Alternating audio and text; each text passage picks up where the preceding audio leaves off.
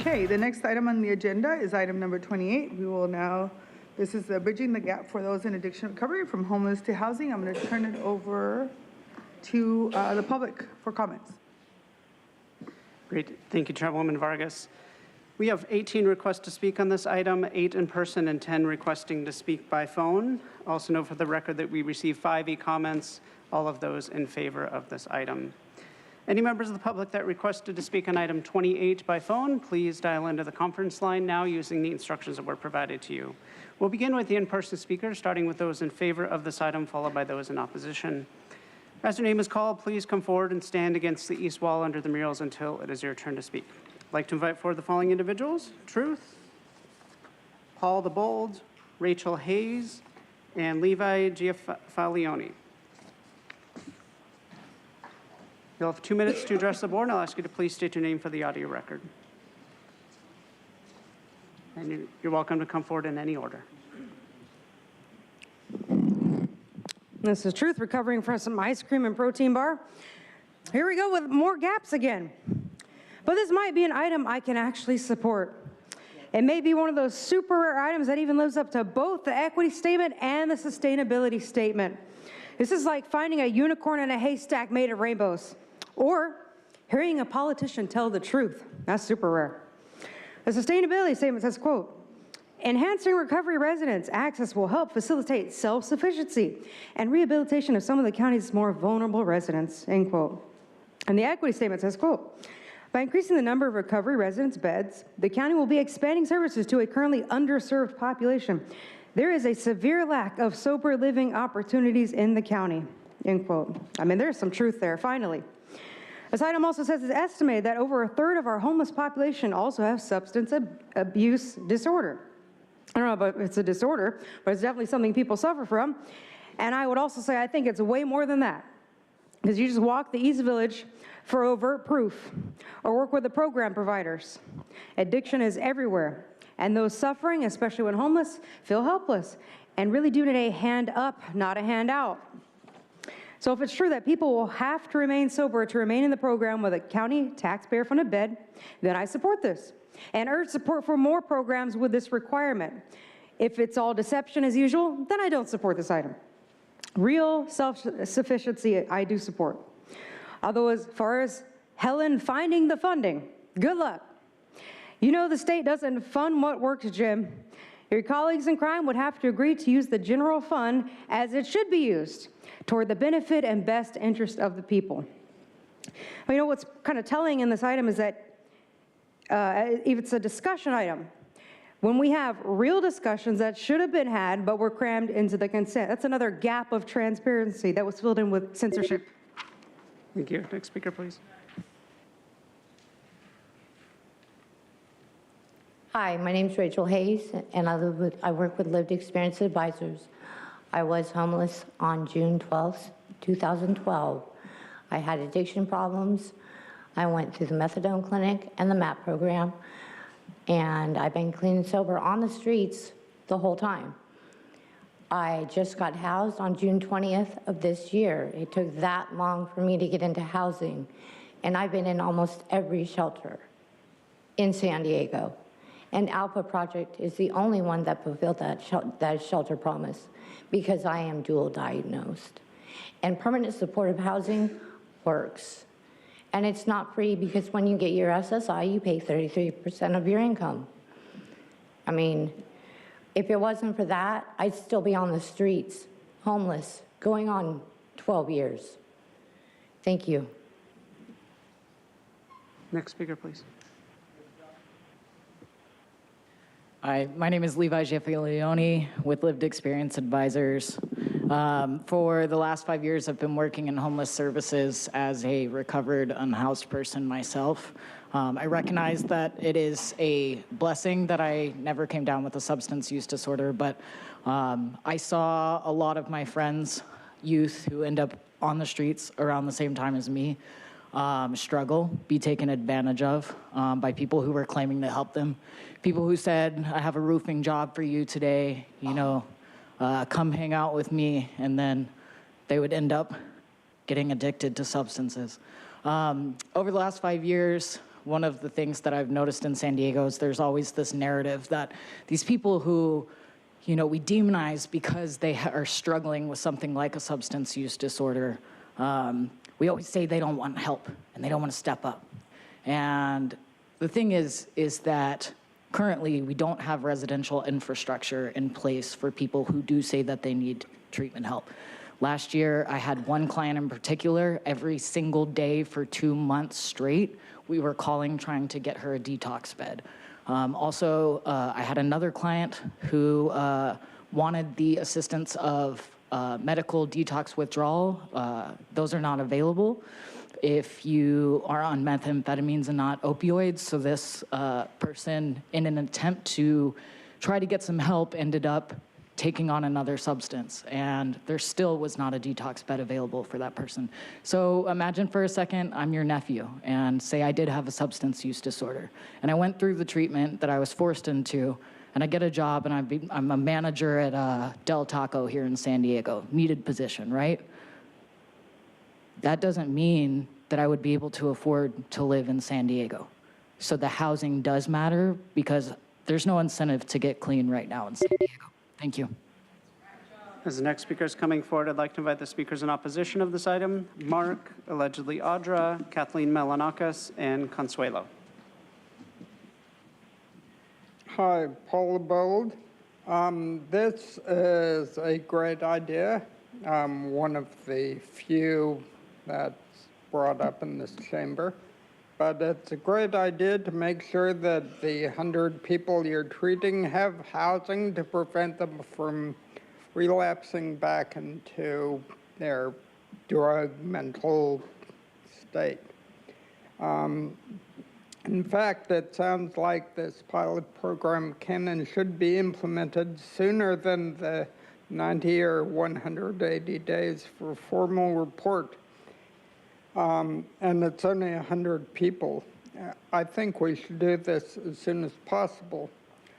On another note, there are a lot of addicted people, people with these kind of drug and mental problems all over the county. I mean, I think this is a good step for North County, but now, why aren't we doing it all over the county?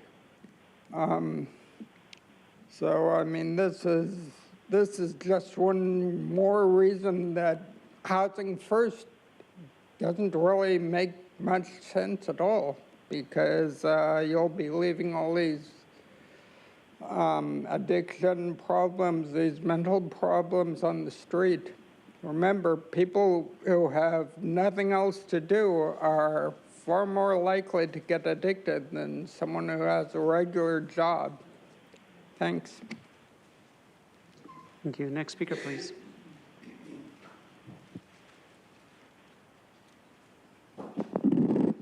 Kathleen Melanakis. I'm a retired RN and radio talk show host. We talk about homelessness a lot on our radio show. We interview people that have had success in treating homelessness, including our mayor of Escondido, who was homeless for 5 years, and now he's actually doing successful things to address it because he understands it.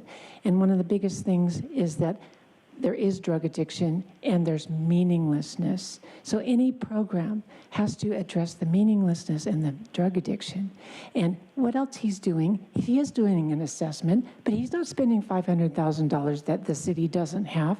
He's going to other places where the programs are working, like Huntington Beach. He made a visit there and said, oh, what are you doing that's working? That might be a good idea, instead of maybe spending millions of dollars. And he also did an assessment of the existing facilities that aren't being used. And he found that there were places in Escondido that have have beds and facilities and treatment programs that aren't even being used.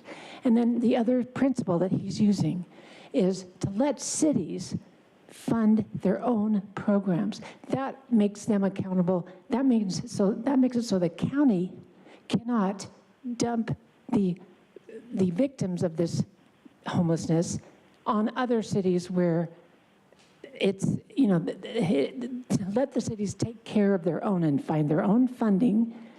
That's why the harm reduction program will not work, and we will not tolerate it in Escondido, handing out crack pipes and other things to drug addicts. That does not help them. And the housing first does not work. So study what does work. Thank you. Next speaker, please.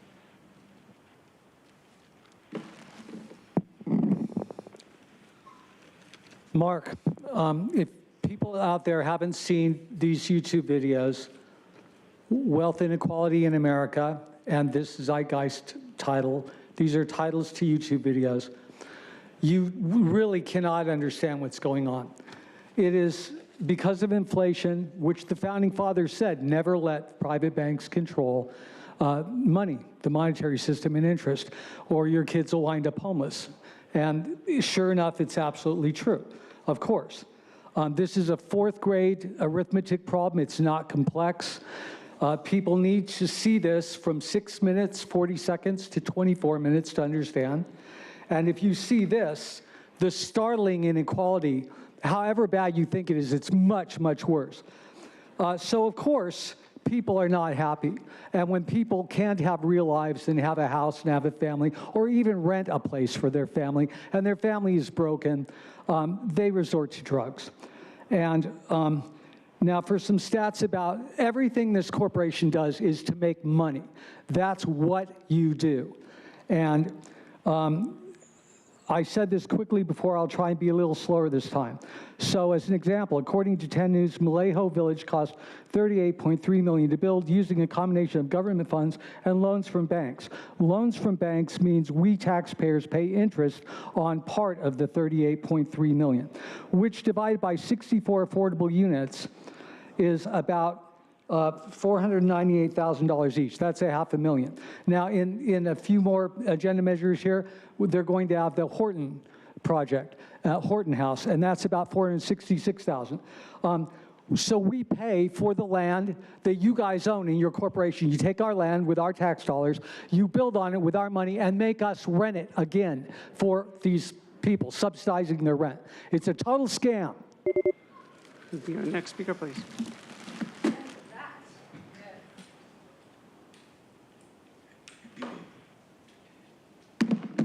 Legileadra, yep, so everything is a scam, and it is so sad because it's like we use people's suffering just to be like, we need to help them. We're gonna help them by giving them pipes and needles so they can do the drugs, and then we're gonna demonize them for it and tell them, no, you need to be on the drugs that we want you to be on, and so we're gonna drug you up with pharmaceuticals. It's so good, right? Because it doesn't really get them out from being addicted. We never get to the root of the problem of why they're actually addicted, and it's sad because it's like, why wouldn't anybody want to be addicted at this point? I mean, everything you guys are doing makes it be like, I need to get away. I need to, pretend like none of this is happening. Because nothing gets better. So it's like, why wouldn't you want to be, high as a kite? I mean, really, what's the incentive with that? Because it's like, nothing gets better. And if you sit there and you're like, we're going to provide you homes. No, you're not. You're actually not. And you're going to take the money from the people. And like Mark was saying, it's like, then we just continually pay over and over and over and over and over and over and over for things. When's that going to stop? When are we going to actually help people instead of virtue signal like, no, we're doing that? Because if the problem went away, you wouldn't be able to get any money. I mean, and if this is a business, it's like, business isn't about helping people, it's about making more money. So it doesn't matter if you sacrifice the people just to fill your pockets. And this county has billions of dollars in its capers or coffers or whatever you want to frickin' call it. And then we sit here and we let people suffer. It's a willingness. You guys choose to do this, and you could choose to turn away from what you're doing. And you will, like I've tried to say, and Nora interrupted me, but you will meet our maker, and you will have to face the questions of why you've done what you've done, and you didn't turn away. Thank you. Next speaker, please.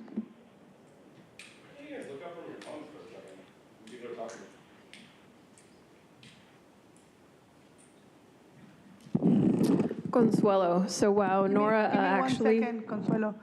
Just a reminder, sir, that this is your second disruption of the meeting. So I'm gonna go ahead. I'm gonna go ahead and read it. So just want to make sure that it's on the record. Give me 1 second. So once again, you're disrupting the meeting. Please stop, or you will be ordered to be removed. Okay? Go ahead, Consuelo. Okay, so I just wanted to mention how Nora actually said earlier that the problem is systematic. Agreed. There's a war on the people, no doubt. Homelessness galore due to our corrupt local government who only care about doing things for the county, only care about doing things for our county to be federally compliant instead of doing what's best for our county's local people, our home. This government's working flawlessly, impeccably for the ones pulling the strings. This government system is not meant to work for the good of the people. It's meant to cripple society, to keep the ill-informed status slaves entirely dependent on them. Look around, I've said it before, government is only getting bigger and nothing's getting better. Nobody's lives are improving. People are sicker, poorer, more stressed than ever, and more medicated than ever, more confused than ever. People are completely checked out from what their local politicians are doing. What's it going to take for the people of our county and for humanity, quite frankly, to wake up? Enough with the insanity. We continue doing the same goddamn thing over and over and over, expecting real change. Nothing will change until we look in the mirror. We must stop relying on government and start looking to one another. We weren't born to be tax cattle slaves. We are here to co-create. It's time for the people to take responsibility. A reminder. A prosperous future of humanity won't be coming from a leader. A prosperous future will come only when we learn to lead ourselves. Hey, Ellen. Hey, outstanding today. I saw you talk a couple times. I was watching from a remote video. Thank you. I'm on the podium. You did good too. You did great too. Yes, that's okay. Thank you. Now we'll hear from the individuals that requested to speak by phone. When it is your turn to speak, you'll be unmuted and you'll hear a recording that will tell you to begin your comments after the beep. I'll remind the callers they should mute their TV or live video stream before they begin speaking. We'll start with our first caller.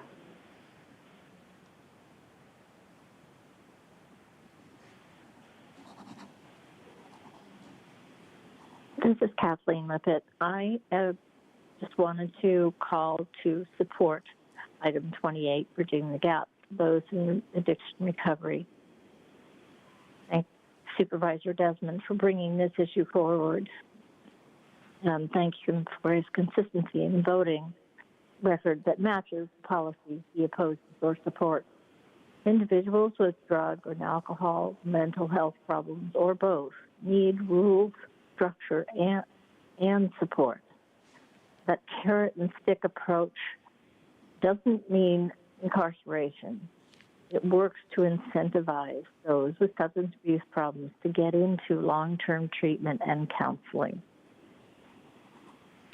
The disconnect between the board's majority's policies that celebrate and prioritize marijuana commercialization revenues undermine youth potential and undermine the ability of people to remain sober. And they undermine community standards that once embraced the standard of sobriety. Despite a representative form of government, we are promised communities impacted by the county policies will have a say, but they've never been given a say. Supervisor Vargas acknowledges prevention to be more effective and humane, so it is beyond puzzling that she votes to replace that priority of preventing drug abuse with harm reduction. Harm reduction does not reduce any harm. And it is an oxymoron that should not be used. It is not transparent. It is simply verbal virtuosity that does not reflect what it actually does. And in areas and in communities that have done research on this, what they have found is that harm reduction actually causes. We'll now hear from the next caller.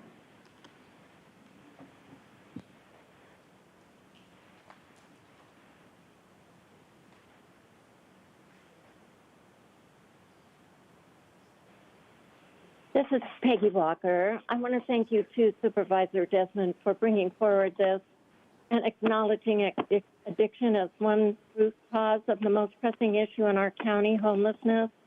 Treatment professionals say the most effective way to prevent addiction is to keep availability and potency at a minimum.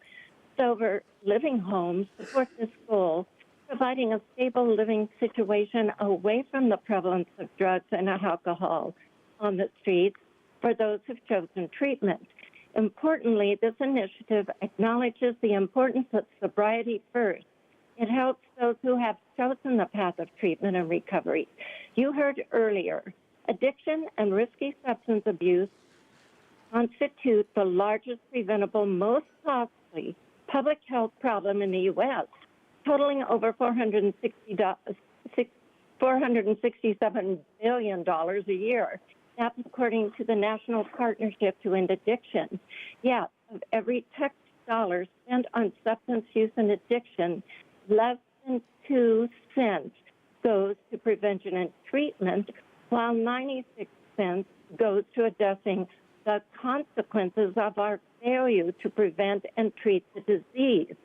This, at last, is a positive alternative to harm reduction strategies that provide more drugs to the addicted, which many treatment professionals use simply as a government-funded accessory to the drug trade. You don't solve the problem by keeping people addicted, but by helping and supporting them during recovery from the cycle of addiction. Thank you. I support this. Thank you. Now hear from the next caller.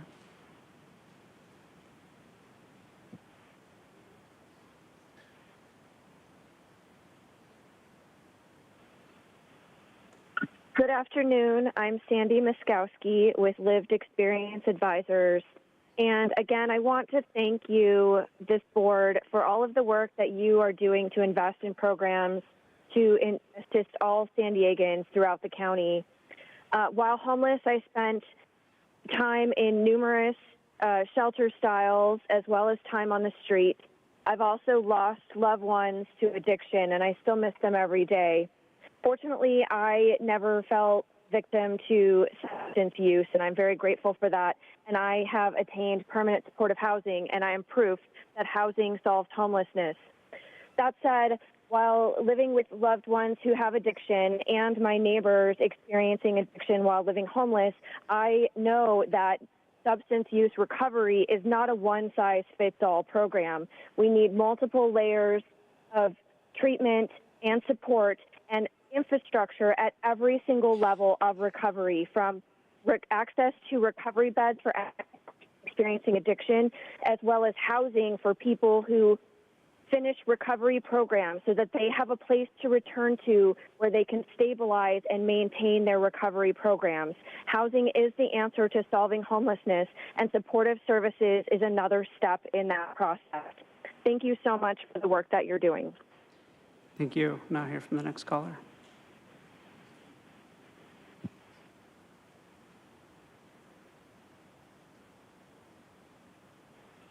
Good afternoon, Chair and Supervisors. Wesley Saver with Health Right 360, one of the largest unionized nonprofit behavioral health care providers in California.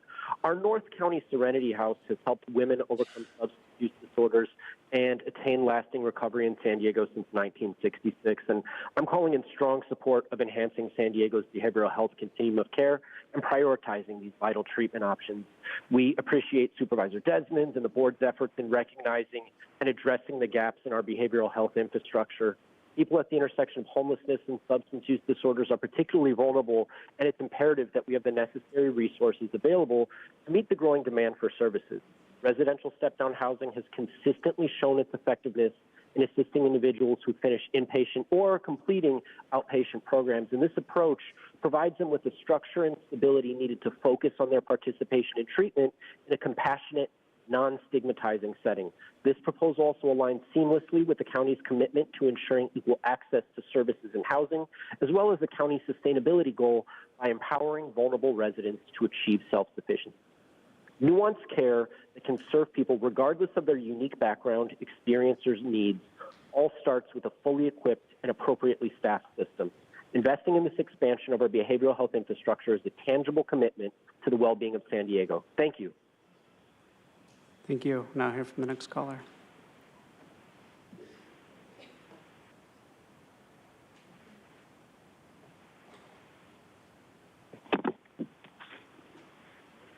Hello, this is Kelly McCormick, a public health educator. To tackle homelessness, the county must do more to address the factors that lead to it. The current mental health care system is overburdened, leaving many people unable to access mental health care that is available in a timely manner, consistent, and affordable. The county also must do more to prevent drug use before it begins.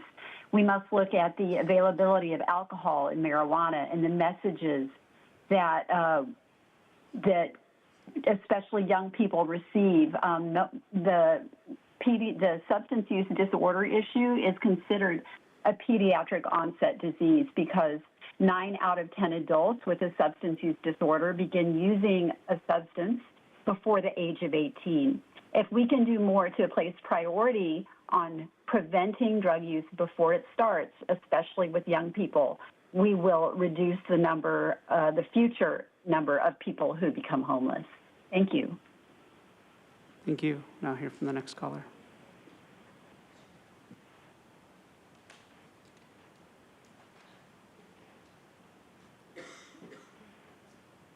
Good afternoon. This is John Brady, the Director of Lived Experience Advisors. You've heard from our members who have experienced homelessness what it's like to be on our street. I'm really appalled at the number of people that call in and tie substance use disorder with the cause of homelessness. We know, based on what's happening in our system today, that that is simply not the case. The cause of homelessness is housing affordability. Housing affordability is affecting all of us, period. Now, the fact that we have so limited treatment solutions for people that do have substance use disorder is a significant challenge, and I'm really, really excited to see this board weigh in heavily and invest heavily in additional solutions and innovations like smart treatment, which, contrary to many statements that have been said today, is a proven methodology to get people off of serious hardcore drugs and return them back to society as working, productive members. As Sandy said earlier, there is not one solution for everyone, and we need to explore all of them. But the bottom line is housing is the cost of housing is what is driving homelessness, and it is inappropriate to tie homelessness 100% to addiction issues, because that is not the driver of homelessness. Housing affordability is. Finally, I really want to focus in on the fact that we seem to have many, many people that are focused on blaming the victims of homelessness as opposed to solving homelessness. And if you want to solve homelessness, we need to build thousands of housing units that are affordable for all San Diegans so that we can continue to have a thriving society. Thank you so much. Thank you. Now hear from the next caller.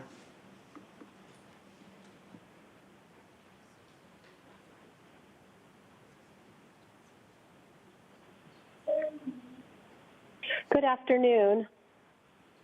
My name is Becky Rapp, and I am a parent and a public health educator. And today I would like to voice my support for this item of bridging the gap between addiction, recovery, and homelessness.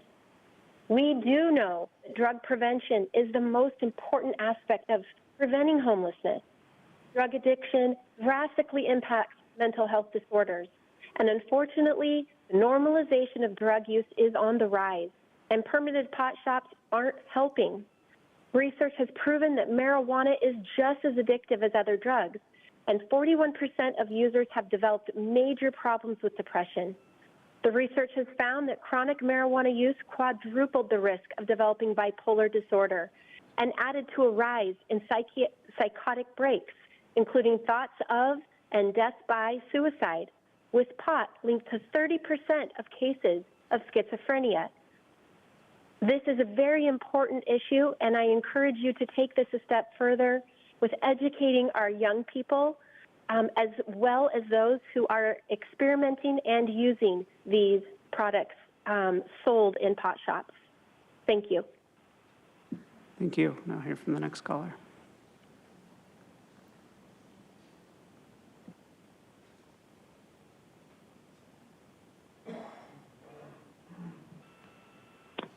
Good afternoon, Board of Supervisors. Ann Riddle here.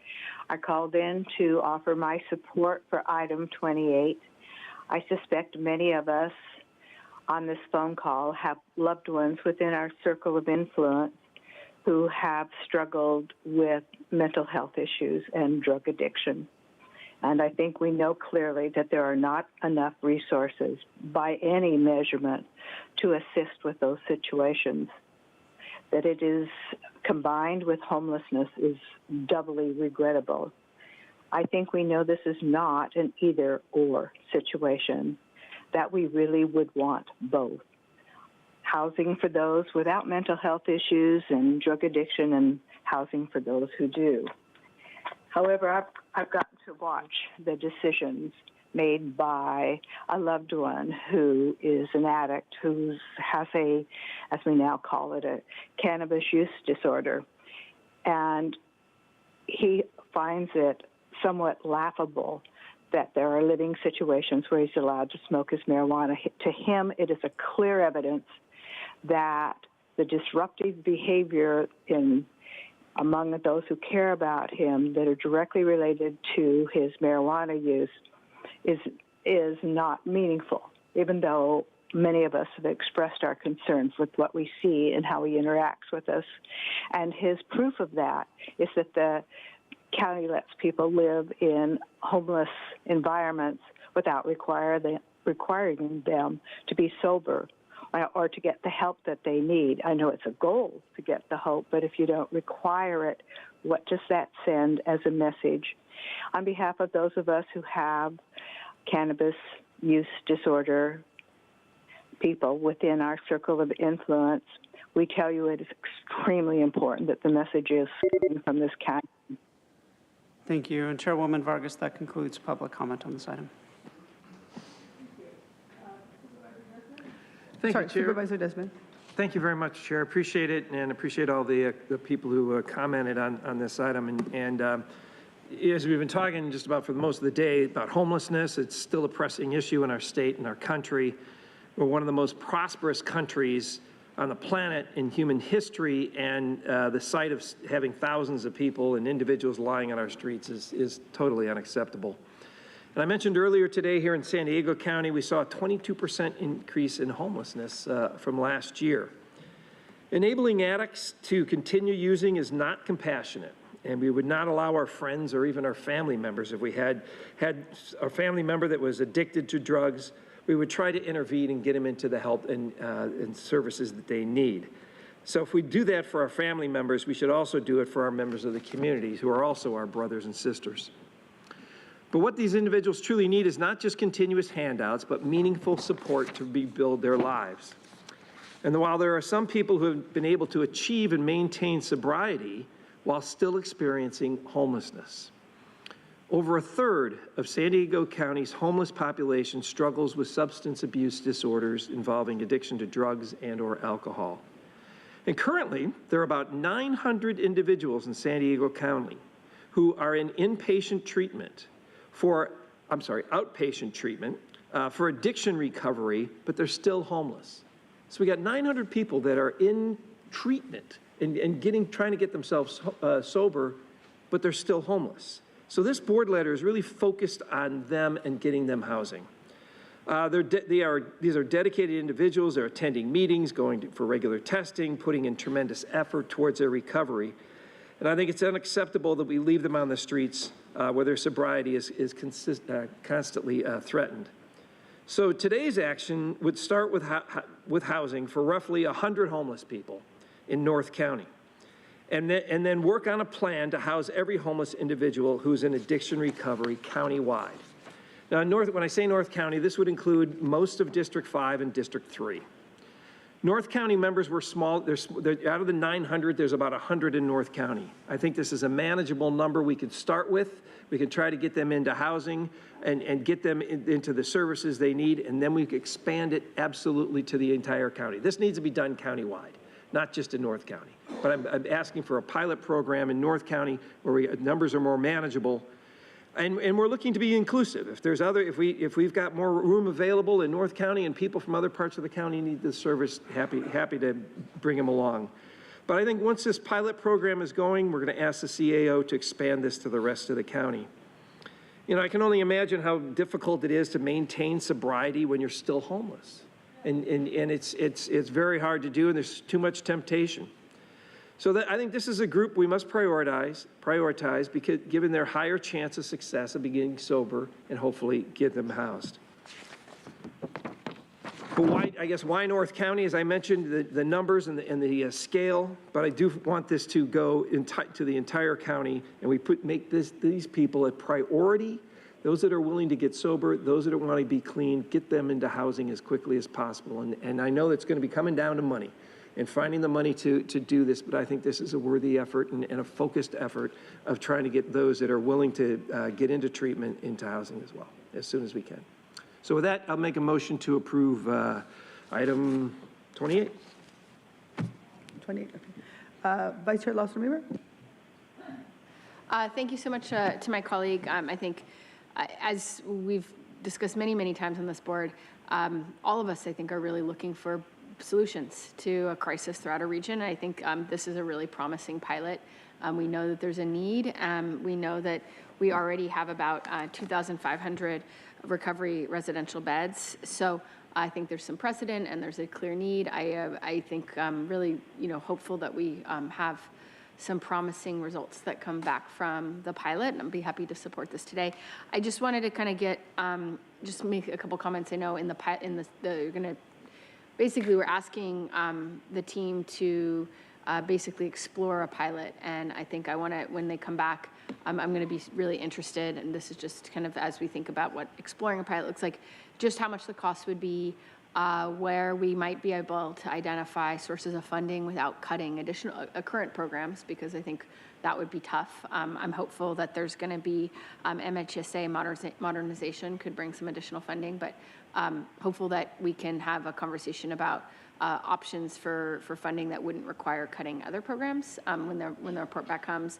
And I think it'd be great to just get a better sense of how much these beds cost and making sure that this is a really impactful use of our scarce county dollars. I'm supportive. I think I just want to clarify as we kind of look at what is going to get included in a report back about these pilots, answering some of these questions on where sources of money could come from that wouldn't cannibalize other programs, and ROI are going to be two of the questions I'll be looking at. So happy to support this, and thank you so much. Happy to second, sure. All right, thank you, Supervisor Desmond, for bringing this item forward and increasing the recovery residence for people experiencing homelessness. I think you know that I was able to convene the 18 cities around the region, and one of the themes that we heard over and over was the need for detox beds and treatment and recovery throughout the county as a whole.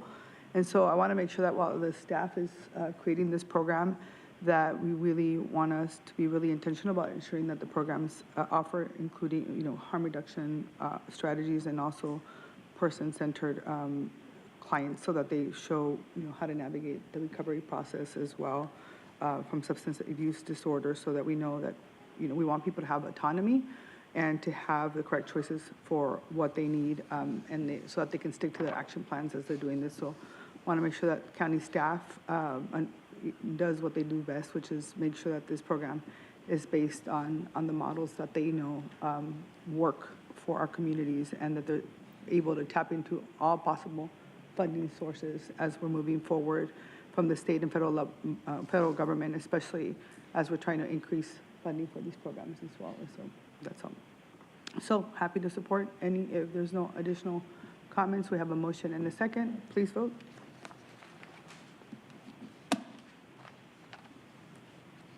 Chairwoman Vargas, that motion passes unanimously with all supervisors being present and voting aye. Okay.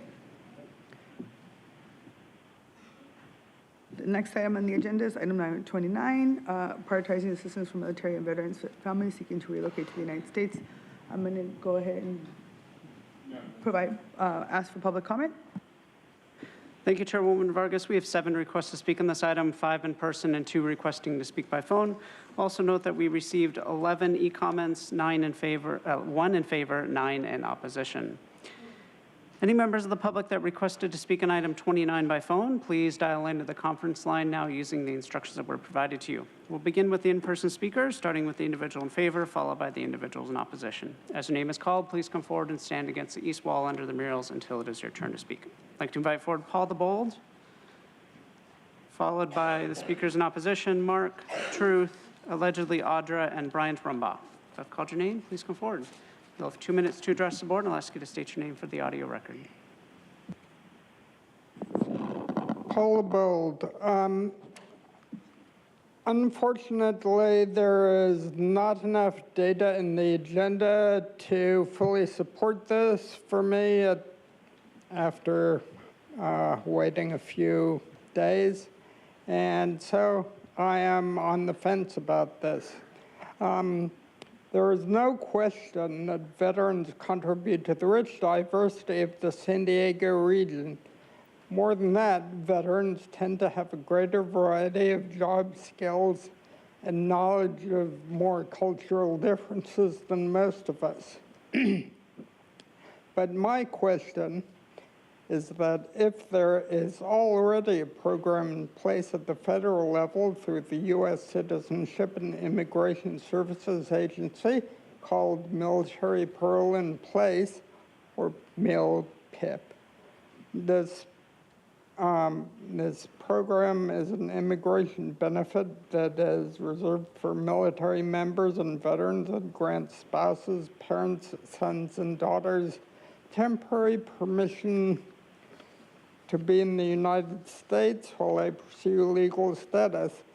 Why would we want to do a county program? The board letter does not fully explain. You didn't answer my letter either. Is the pilot program to provide assistance in reuniting families or in outreach and education?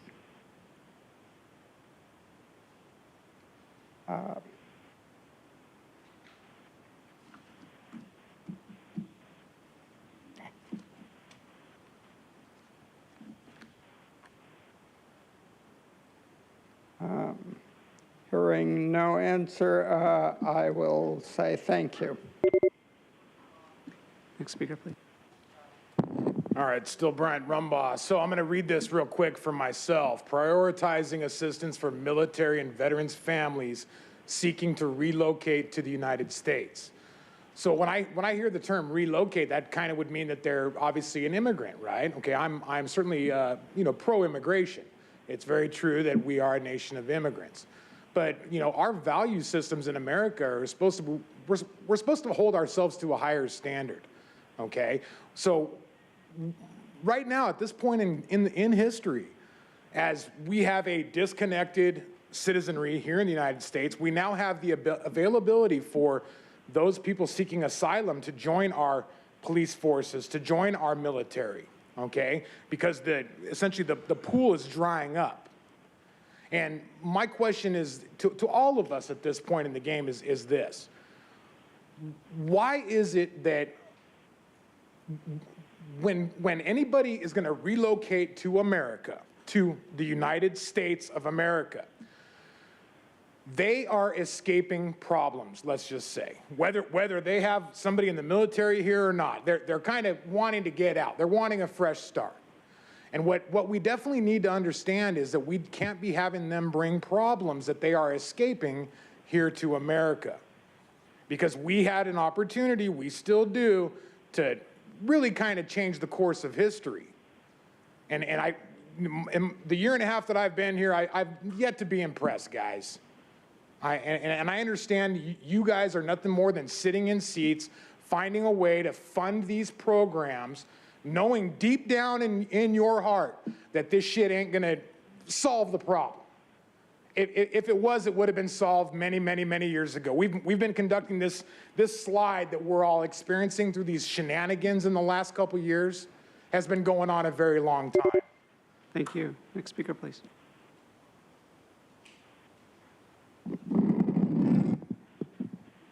You know, it's good to know the last item was deception. It's truth. This item is just coincidentally in time for Fleet Week.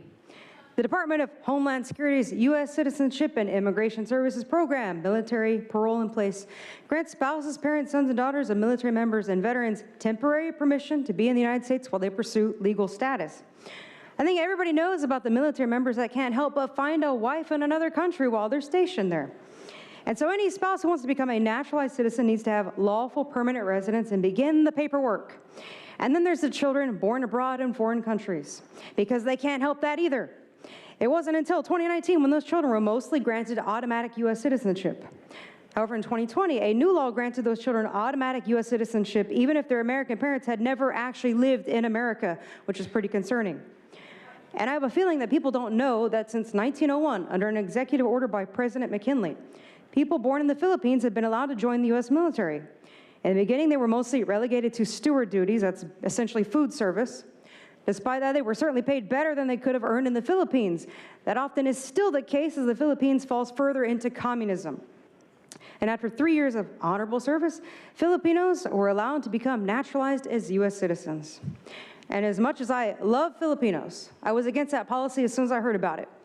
Citizens of other countries have no business in our military or becoming a U.S. citizen when they don't understand our culture, our laws, or share allegiance. It's inherently a conflict of interest because one cannot serve two masters.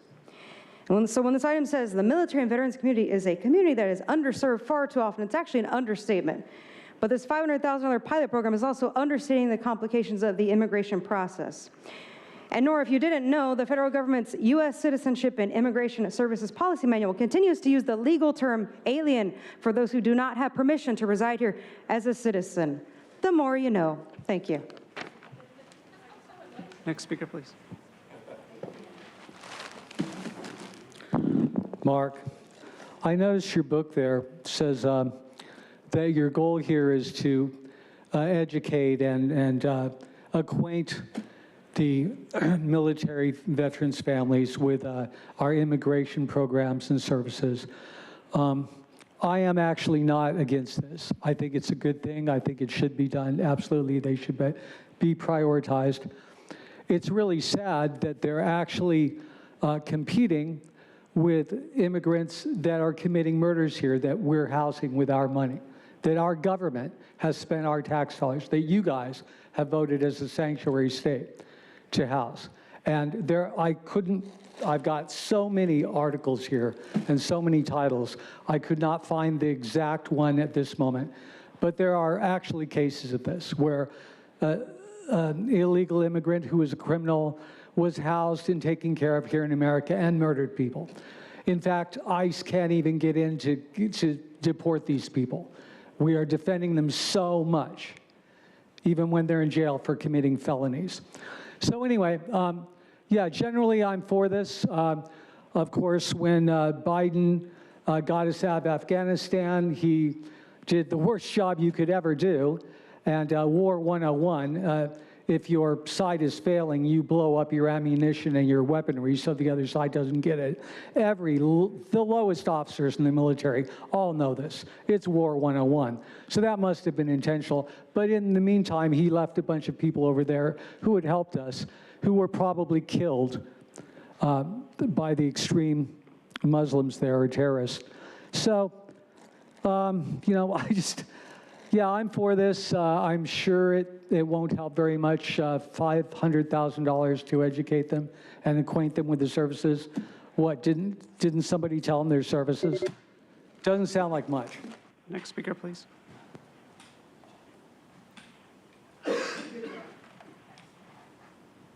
Allegedly, Audra. So, this is good. Jim, you love pilot programs, right? Because you were a pilot, right? I mean, it's a good thing that we have these, because, I mean, otherwise things would not get better, right? It's interesting, because, yeah, I mean, of course, I mean, so DHS, I was also assaulted by DHS. 2 men at that point drug me to the ground. It was interesting for not wearing a mask. So they're really doing good things to protect our nation. But, you know, it's like as we're allowing the illegal aliens or just whoever is pretending to seek asylum to join the military and the law enforcement, now it's like, why not better incentivize them to be like, hell, we'll bring your whole family over, come on. Right? As long as we incentivize these people, even though we're having a border problem, right? And they're like, terrorists are crossing the border. Oh my gosh. Oh my, what? Oh my gosh, but let's just keep it open. Let's just let them in. But you guys are all worried about Hamas and Hezbollah, right? But it's like, it doesn't matter. We need them to be here because there's sleeper cells in here, right? And they're going to wake up and engage in jihad. But let's just, it's all right. Let them get into the military and the police department. And let's just bring their whole family over. Why not? Right? And we'll give them a home. We'll make sure that they're taken care of while we let the rest of the people in the county suffer and be like, sorry, we don't have help for you. There's not enough money for you. And why does it cost $500,000 to develop and implement this? Like anything you guys do costs so much money. It's insane. Just so like to protect for fire, it costs like over $6,000 an acre, or I mean a mile, just to clean it up and keep it from fire. You guys are frivolously wasting the people's money. Yes, Terry, you are. You are. You guys are very good at it. And you want to act like you're helping things, but all you're doing is destroying everything and acting like, no, but we're going to help them. We're going to help these terrorists. Thank you. Chairwoman Vargas, not seeing any callers in the queue, that would conclude public comment on this item. Thank you. Supervisor Anderson? Madam Chair, thank you very much. You know, this Saturday is going to be Veterans Day. And in 2017, I was shocked to learn that we had over 2,000 of our veterans stuck south of the border here in Tijuana. You see, you can serve our country, and that's one of the paths to citizenship, and you can serve our country, spend 20 years in our military, or even 30, salute our flag, say the pledge, get a Costco card, get a military ID, and you believe that you're a U.S. citizen. But you're not. You have to fill out the paperwork to become a U.S. citizen. Now, many, we've been very fortunate because we were blessed with so many wonderful Filipino Navy men and women who joined in World War II to help protect our great nation. And when you're thinking about the type of immigrants that best bless our country are those who fought for our liberty before they were U.S. citizens. And so I introduced a bill that became law, Senate Bill 156, and it said that if you separate from the military in California, you have to be instructed on how to become a U.S. citizen so that you don't make the fatal mistake of having PTSD, travel across the border, whether it's Canada or Mexico or any border, and then be denied your medical benefits that you earned because you're not a U.S. citizen and you can't return. Well, in 2007, Staff Sergeant Alex Jimenez was serving in Iraq and he was taking capture. It was over 8 months before they learned of his sad fate. He passed away. In the interim time, his wife was being deported. And they created this program, and it's called Military Parole in Place. The Department of Homeland Security has it going right now. And we have a lot of service members whose spouses, whose children, whose parents are not U.S. citizens, and yet there's this federal program that will assist them so they don't get divided in their family because, as far as they know, there are U.S. citizens that have been here this whole time as their loved service member was here. I'm pleased that the San Diego Unified School District has sent a letter of support, the San Diego Regional Chamber, the Veterans of East County Alliance, the California Association of County Veteran Service Officers, the Military Officers Association of America, the American Legion, the VFW, the Reserve Organization of America, have all, and there's many more, sent letters in support of this. What I'm proposing is that we use our County Office of Military and Veterans Affairs to do outreach to make sure that of the 250,000 veterans in our county that call it home, that they get the benefits they earned. This isn't something that we're giving them. They earned these benefits, and I want to ensure before this Veterans Day, we are making sure that no veteran and his family slips through the cracks and they get every benefit due to them. And so this is a motion asking for your support of this, and I thank you. Vice Chair Lawson. Yeah, I just really want to thank my colleague for bringing this. I just want to thank my colleague for bringing this forward. I think this is very thoughtful, a very important item. I have hundreds of thousands of veterans in my district. It's a huge population. This is a really important issue for people in my community, and so I just want to say I'm very, very supportive, and I thank you for this item.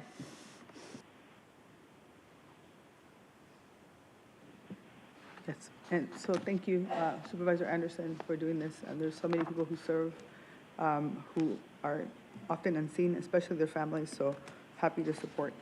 Any additional speakers? Seeing none, we have a motion and a second. Please vote. Chairwoman Vargas, that motion passes unanimously with all supervisors being present and voting aye. All right, the next item on our agenda is item number 30, advancing reproductive rights education and pursuing litigation to shut down fake and fraudulent crisis pregnancy centers. I'm going to open it up for public comment. Thank you, Chairwoman Vargas. We have 61 requests to speak on this item, 38 in person, and 23 requesting to speak by phone. Also note that we received 1,062 e-comments, 60 of those in favor, 975 in opposition, and 11 neutral. Give me 1 second. All right, so listen up. This is item number 30. The rules of conduct are the same that they were when this meeting started. And so just to make sure everybody understands that I am going to ask people to make sure that they follow the rules of conduct. If you disrupt the meeting in any shape, way, or form, I will make sure that I inform you, and I will be asking you to be removed from the chambers. So I'm asking you to please follow the guidelines. Guidelines are there for a reason. We want to make sure that everybody is heard, okay? You have every right to have your opinion on this issue. Everybody has voiced their opinion who has sent it through email or has sent information to us. This is a democracy. You have a right to do that. But now,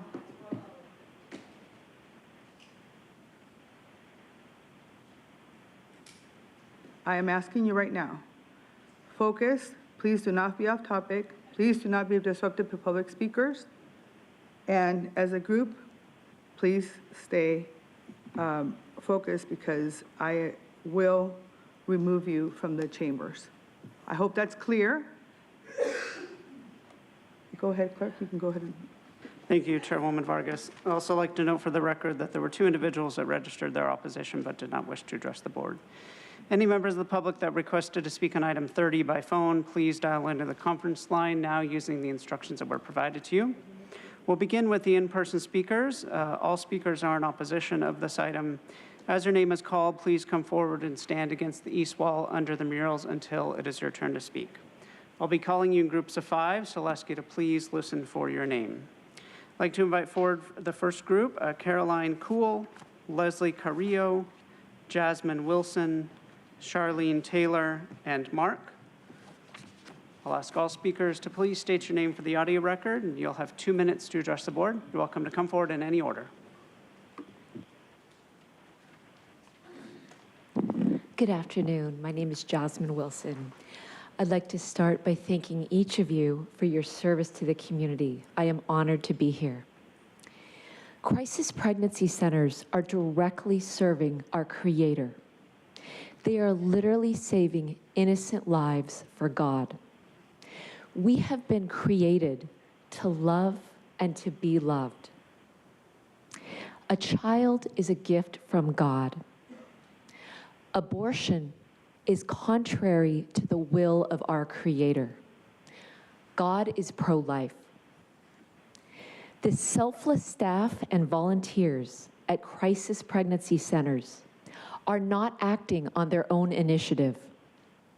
They are obeying God's call on their lives. They are showing the unconditional love of Jesus Christ to any woman who walks in off the sidewalk. Unlike for-profit abortion clinics, they have no financial incentive in the decision a woman makes. They are volunteering their time and donating their money to make a difference for God. They truly care about every woman they serve. They provide an enormous range of resources and help to women completely free of charge, from a place to live, to daycare, to diapers. They are saving lives and truly helping women and families. Their selfless service is a tremendous asset to our community. Persecuting good people in our community is not the role our government should be playing. Hardworking taxpayers. Thank you. Thank you. Next speaker, please. Hello, my name is Leslie Carrillo. Thank you for the opportunity to speak. This proposed lawsuit is frivolous and without merit. In reading of the agenda item, it is clear that this is ideology-driven with no research. Clinics in San Diego County are licensed by the Department of Health as any other medical clinic, which are not a target of this proposed lawsuit. Some of these licensed clinics are accredited by the Accreditation Association of Ambulatory Healthcare, a nonpartisan accreditation bureau that sets the medical, operational, and governance standards of care. Sharp, Scripps Healthcare are also accredited by this entity. None of the clinic directors have been contacted to talk about the services that are provided and how they are provided. Had that occurred, it would have been quite evident that clinics do not delay care. In fact, their policies and procedures and standing orders are written so as to not delay a woman's care, nor do they actively try to stop individuals from terminating their pregnancy or actively interfere with a person's agency and decisions. Do I believe that a woman facing an unplanned pregnancy deserves to be heard, valued, and respected? Absolutely, I do. However, there is no empiric evidence that services provided at the clinics that are being targeted are deceptive or harmful. Is this what the Board of Supervisors want to do with their time and the county's resources? Thank you. Thank you. Next speaker, please. Hello, my name is Carolyn Kuhl. I'm the Executive Director of Hope Clinic for Women, and I want to thank you for allowing me to speak today. We are a free primary care medical clinic and pregnancy care and support organization in San Diego County that is licensed by the state of California. We serve Fallbrook, Bonsall, Valley Center, Rainbow, and Camp Pendleton. In the last year, Hope Clinic for Women provided over 3,380 free services to women, including pregnancy tests, maternity and infant resources, ultrasounds, parenting classes, and mentoring, totaling a value of over $678,000, which the local government did not have to cover. Oftentimes, we establish long-term relationships with these women and assist them through pregnancies that continue after support. I speak on behalf of all the staff and volunteers of Hope when I say that it is a joy to have the freedom to be part of the lives of our clients and patients. We provide free first trimester medical services and do our best to break the barriers of affordability, accessibility, and availability that often keep our typical client, who is between the ages of 18 and 24, out of medical care. For those who might question whether Hope Clinic for Women misguides and misinforms our clients, I would suggest that they speak with them. They gladly share it. They are the true representation of who we are and why we serve our community. And I am here to say that pregnancy care clinics and centers are good for the community. And I also want to say thank you to Jim Desmond for being such a great representative for Fallbrook. We're a better place because of you. Thank you. Thank you. As the next speaker is coming forward, I'd like to invite 5 additional speakers. Dara Morgan, Joe Quegna, Pam, Josh McClure, and Gail Anderson Bohannon Serrano.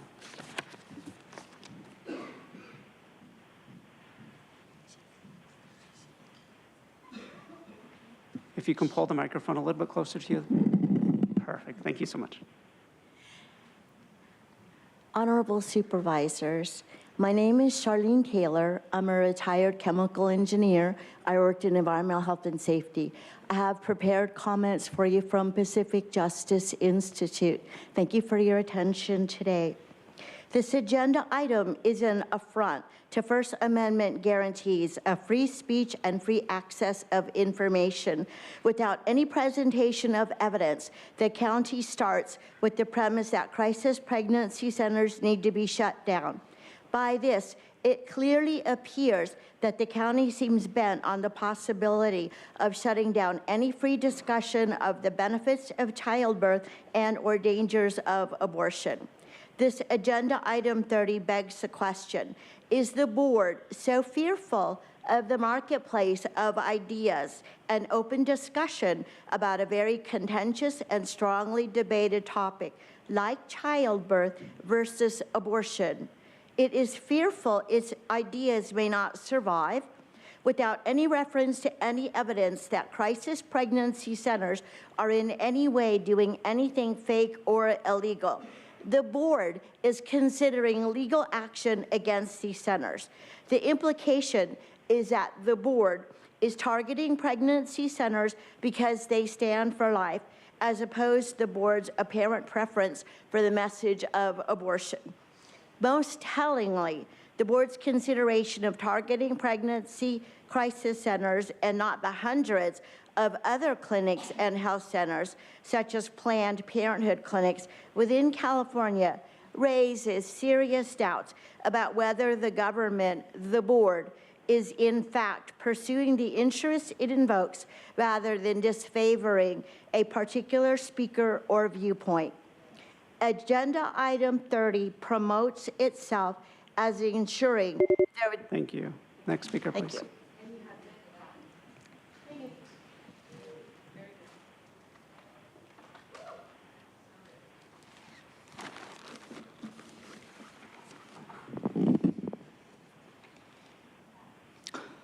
Mark, I actually don't think government should be involved legally in what women would do with their body. However, that being said, killing a baby is murder, whoever does it, mother, anyone else. And all the people that think they're for a woman's right to do that, all of them are for it, unless it's them. If it were you being aborted, not one person would be for it. So government, of course, it's not your place to decide this. It's not your place to do litigation and take a side and use our tax dollars to present one side, which is a very leftist side. It also works well with the leftist narrative because and I'm not right or left. Both sides are completely corrupt. So anyone out there that got that impression just now, I am not. That being said, it goes very well with the left narrative that, I mean, if you can convince people that they can murder their own child, I mean, that's even better than separating them in schools and indoctrinating them, or like communism or something. It's like, that is the ultimate separation. You don't even give a fuck about your child. How could you possibly care about sovereign rights or freedom or America or any of the values we hold dear? So, that all being said, again, I'm not for government telling women they can't abort their baby. It is murder. It is something these centers should be able to talk freely about. It is their freedom of speech, and someone should mention it to them before they feel guilty for the rest of their life. Very few people have to live with having killed someone. Maybe some people in the military. Your baby, that's horrible. Next speaker, please. Good afternoon. Josh McClure, Executive Director of Pregnancy Care Clinic, serving Santee and Southeast San Diego.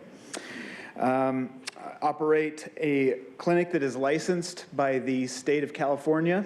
I know that Supervisor Remmer has been on TV talking a lot about fake clinics, but the reality is that 13 of the 16 that you mentioned are licensed. We have a staff of medical professionals on our organization, 20 medical professionals on staff. We provide education that is backed by science and is peer-reviewed and is available to anybody who wants to come and request it. We offer over $1 million worth of services provided free of charge to this county. Free of charge, at our expense. The truth is that Pregnancy Care Clinic quickens access to care. It does not delay it. 65% of our clients complete their services in 1 hour. 1 hour. The idea that we are delaying care is absurd. But to make it more clear for you, 75% of women who might choose abortion complete their services in 1 hour. Ladies and gentlemen, there is no systematic delay of care in pregnancy centers. Supervisor Remmer's agenda is about protecting reproductive health care freedoms. Well, the services at Pregnancy Care Clinic represent a choice. The reality is that her agenda item today is anti-choice. It takes a choice away. Worse, it is viewpoint discrimination that invites lawsuits. Thank you. Next speaker, please. Good afternoon. Thank you for letting me speak. My name is Darla Morgan. At the age of 18, I made the first of 3 of the most regrettable decisions of my life. I found myself in an unplanned pregnancy. Due to the insistence of the father, I had my first abortion with no education about what I was, the atrocity that my unborn fetus was going to be going through, and it was violently ripped from my womb, and separated from limb to limb. From there, I numbed the pain with drugs and alcohol. In a dysfunctional marriage in the 90s, I was again faced with an unexpected pregnancy, not once, but twice. In each case, I again was persuaded to have an abortion. In each experience, I felt deep in my heart that what I was doing was abhorrently wrong. I proceeded anyway, as I was told this was the only option. In the decades that followed, I numbed the remorse, guilt, and shame with alcohol. I loathed myself. I had ended the very precious lives of my own innocent, unborn children. I should be dead. The secrets that I buried caused severe depression and great anxiety. Counseling and medications did nothing for me. I was too ashamed to even discuss my abortion, and I isolated from even going to baby showers as the weight of my pain and guilt was too great. In 2016, I was fortunate to participate in a post-abortion healing class through the Pregnancy Care Clinic. I was given the opportunity to have support in walking through the pain and helping me find healing. Without pregnancy care clinics, I would have never received this priceless gift of healing from the bondage of guilt, shame, and sorrow.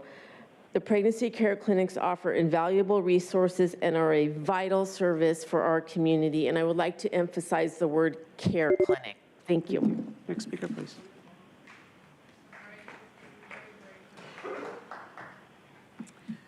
I'm Pam, no on 30, you can imagine. I listened, Tara, to the news conference yesterday on November 6th. You and Planned Parenthood support freedom of reproductive health care, but your reproductive health care usually results in the death of at least one human being. The Planned Parenthood spokeswoman who spoke yesterday and this morning when she was proclaimed Planned Parenthood Day said the crisis pregnancy centers steer women and girls away from other options of reproductive health care. In other words, she is concerned women and girls will be directed away from abortion. Yes, she did say all that. She made reference to pregnant people. Let's be clear, trans women are men, trans men are women. She also touted reproductive freedom, except for the unborn baby. She touted safe, supportive environment, except for the unborn baby. She touted safe haven for abortion access, unless you're the unborn baby. She touted reproductive rights, unless you're the unborn baby. The chief medical officer with Planned Parenthood, Dr. Tony Morongo, actually said pregnancy crisis centers are anti-abortion. Criminal. Anyway, she assured of high-quality, compassionate, confidential reproduction care to violently eliminate an unborn baby. She provides safe and legal abortion, but the unborn baby is not safe. Finally, Tara, you didn't provide specific evidence of what you feel is fraudulent. You admitted to only anecdotal reports, and there needs to be fact-finding. What color should be used to light up this administration building to honor the babies killed by abortion?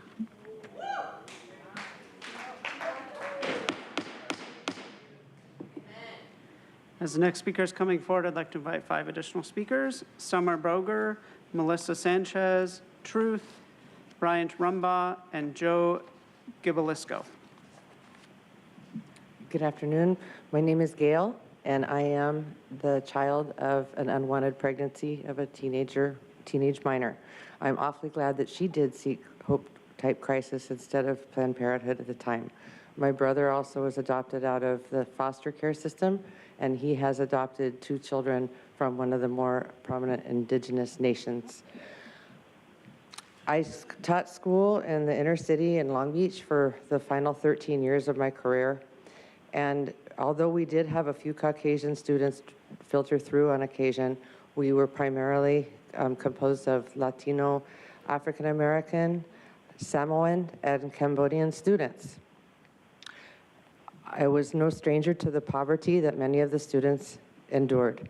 They were all dismissed from at least one of the comprehensive high schools, and some from more than one. I had a student that had been raped by a family member when she was apparently younger than 13 because she gave birth at 13.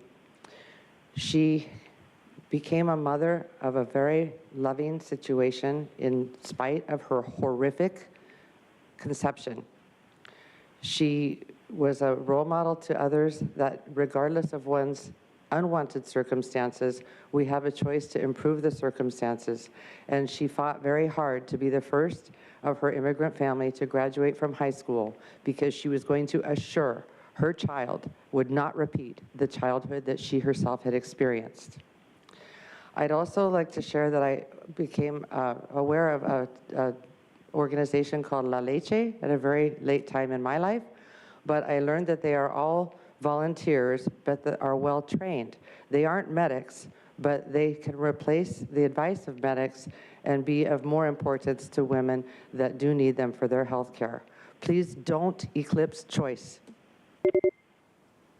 Thank you. Next speaker, please. Good afternoon, Joe Alegria. At 16, I found myself experiencing an unintended pregnancy. Sought the readily available answer by Planned Parenthood, offering me the only solution, abortion.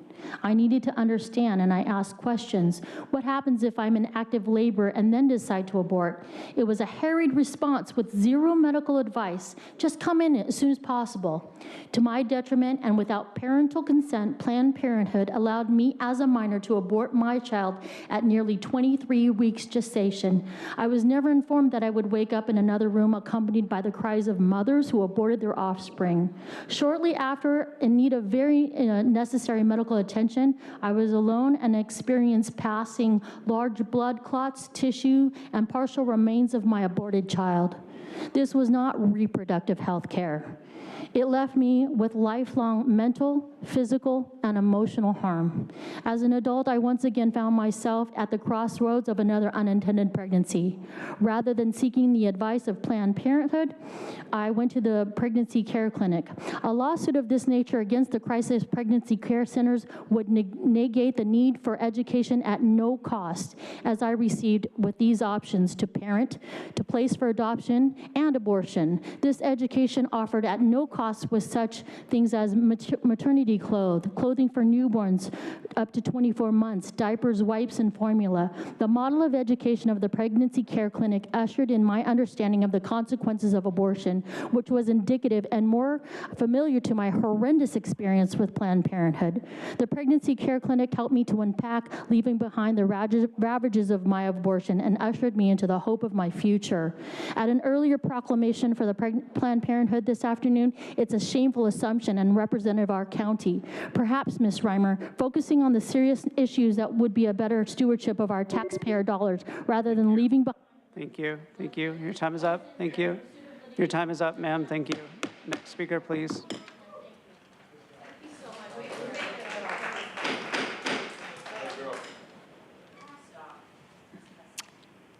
Joe Gibelisco, Lemon Grove, California.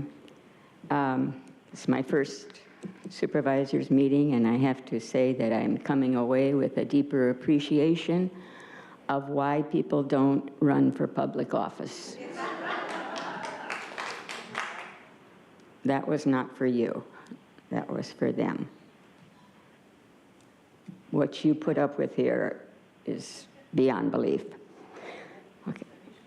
Fake and fraudulent are two adjectives used often in this proposal to close down crisis pregnancy centers.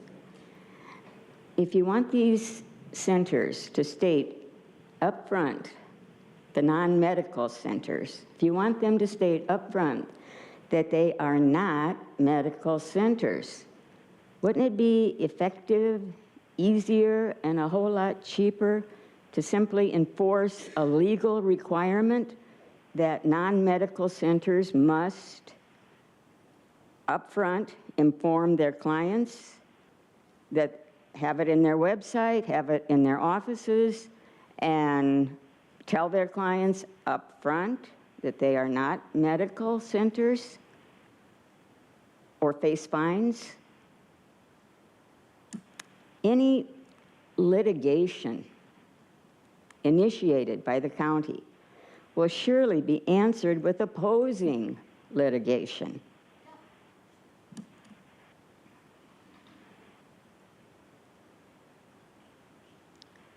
And that's going to cost a whole lot more than this initial $500,000, okay, proposed by Ms. Lawson-Remer. And if you decide to spend that initial $500,000 of taxpayers' money to aid Planned Parenthood. Thank you. Next speaker, please. Good afternoon. I'm Melissa Sanchez. Thank you for the opportunity to address the board. I represent a fully licensed family practice and pregnancy care medical clinic. On behalf of Kohl's, I'm here to express our opposition to item number 30, based on the principle that it violates free speech and does not give women the full truth when they are making the decision to have an abortion. Item 30 restricts the ability to provide information that is medically accurate to women who are contemplating abortion so that they can make an informed decision. Thank you again for the opportunity to address you. Thank you. Next speaker, please. All right, still Brian Rumbaugh. So Supervisor Reamer, what I will say is, you know, your politics on this are your politics. Everybody has politics. I have mine as well. My politics on abortion would be quite simply pro-choice, because I am not interested in telling anybody how to live their life. Now, me as a human being, what I will also tell you is that I am anti-abortion, okay? I say this to a lot of people, okay? With regarding this agenda item here, I just like the woman prior just said, or two women prior, the litigation, I simply don't get. Where does it become your protocol or in your purview to start going after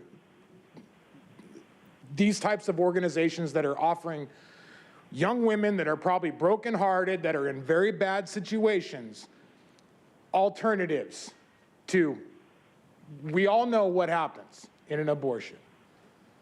You know, what I will tell you is this, as I started my journey here a couple years ago, I was at the Board of Supervisors meeting in Orange County, and I was talking to some women outside, and abortion was on their agenda item. And these women were telling me, you know, they're Christian women. And I asked them, you know, who is it that invented abortion? And one of them said Russia, and the other one said China. And in all reality, you know, if everybody, it's called the blow to the womb. We need to get right with God. We need to fix our society. Those that have the politics of pro-abortion, I guess that's essentially what this litigation is. It's pro-abortion. Once again, I'm anti-abortion. I think it's sick that this is the society that we live in. We got to fix it. Please. As the next speaker is coming forward, I'd like to invite 5 additional speakers. Allegedly Audra, Paul the Bold, Mike, Margaret Pearson, and Sherry Altomayor. Hi, I'm Summer Boger, and I'm speaking to you today not only as myself, but also as Eagle Forum of California. And Tara Lawson, I think that you are a sick individual, because who would say that who would title their letter "Shut Down Fake and Fraudulent Crisis Pregnancy Centers" when it's fake and fraudulent to call reproductive services reproductive, which means that you are allowing offspring to come forth. That is reproduction. You don't even look at any of the people. You looked at one man of all of these speakers. We're here speaking to you, Tara. You wrote that letter. You wrote it to the board and us. We're talking to you. You're like a lifeless human being. I don't know what's wrong with you. I know you have a child. Like, what is wrong with you? Anyway, so how dare you use the terminology? And I'm here today to tell you that I think that you should resign, because what you're doing is a violation of our First Amendment. The Supreme Court has already ruled that you cannot say that pregnancy centers must offer abortion. So I don't know what you're doing. I think that you should resign, or you'll end up being like Nathan Fletcher, and you'll be thrown out of office anyway. My own sister is a product of an unexpected pregnancy by a statutory rape, and she is a wonderful human being. She is a productive part of society and deserves to be here. And this is my shirt. It says a person is a person, no matter how small. So every person deserves the right to life, and we don't have the right to make those decisions for them. And we definitely don't have the right to say what businesses can and cannot be in our county and what services they offer. Thank you.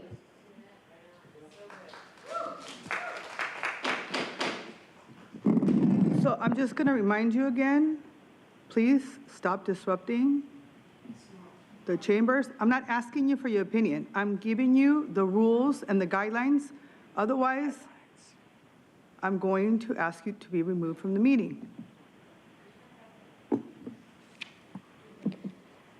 Okay, truth, semantics, doublespeak, wordsmithing, political correct garbage, pure hokum, mumbo jumbo, balderdash, BR bunk, loquacious prate, linguistic manipulation, vernacular deception. That's the hate-filled term based in lies called reproductive rights that people like Tara continue to spew. There is no reproduction in abortion, and there are no rights enabled when a baby is murdered. Reproductive health is pseudo-health. And to read the audacity in this item, dare to mention unethical practices, deceptive methods, and blatant misinformation is disgusting. Tara, you're the representative, not of the people, but of everything described here. I'd love to see you struggle to explain how exactly dissuading women from murdering their babies is a bad thing. What about your own daughter? What if the racist organization Planned Parenthood that Nora worked for had convinced you to have an abortion, Tara? You would regret it. So how is it a detriment for women to have another choice, especially regarding health? However, I understand that some people support a woman's right to choose whether to have an abortion. But I found that the only people that actually support abortion specifically are people who don't know what an abortion actually entails. They believe misinformation that told them that because the baby's not out of the womb, that it's not alive, and that's not true. I guarantee, Tara, that you knew within 1 month's time that you were pregnant. You had no doubt. Women's bodies tell them that there's another living human inside them that has demands, such as extra food. A dead organism would exhibit no such signs. And so when an abortion is opted for, all involved know they are murdering a living human. And it is a violent and gruesome operation that often harms the woman who goes through with it. All women are entitled to that information. Women and babies are being emotionally and physically harmed, not by these crisis pregnancy centers, but by certain nefarious people in government who advocate murder via anti-women, anti-baby, and anti-human, deproductive, depopulation propaganda. Next speaker, please.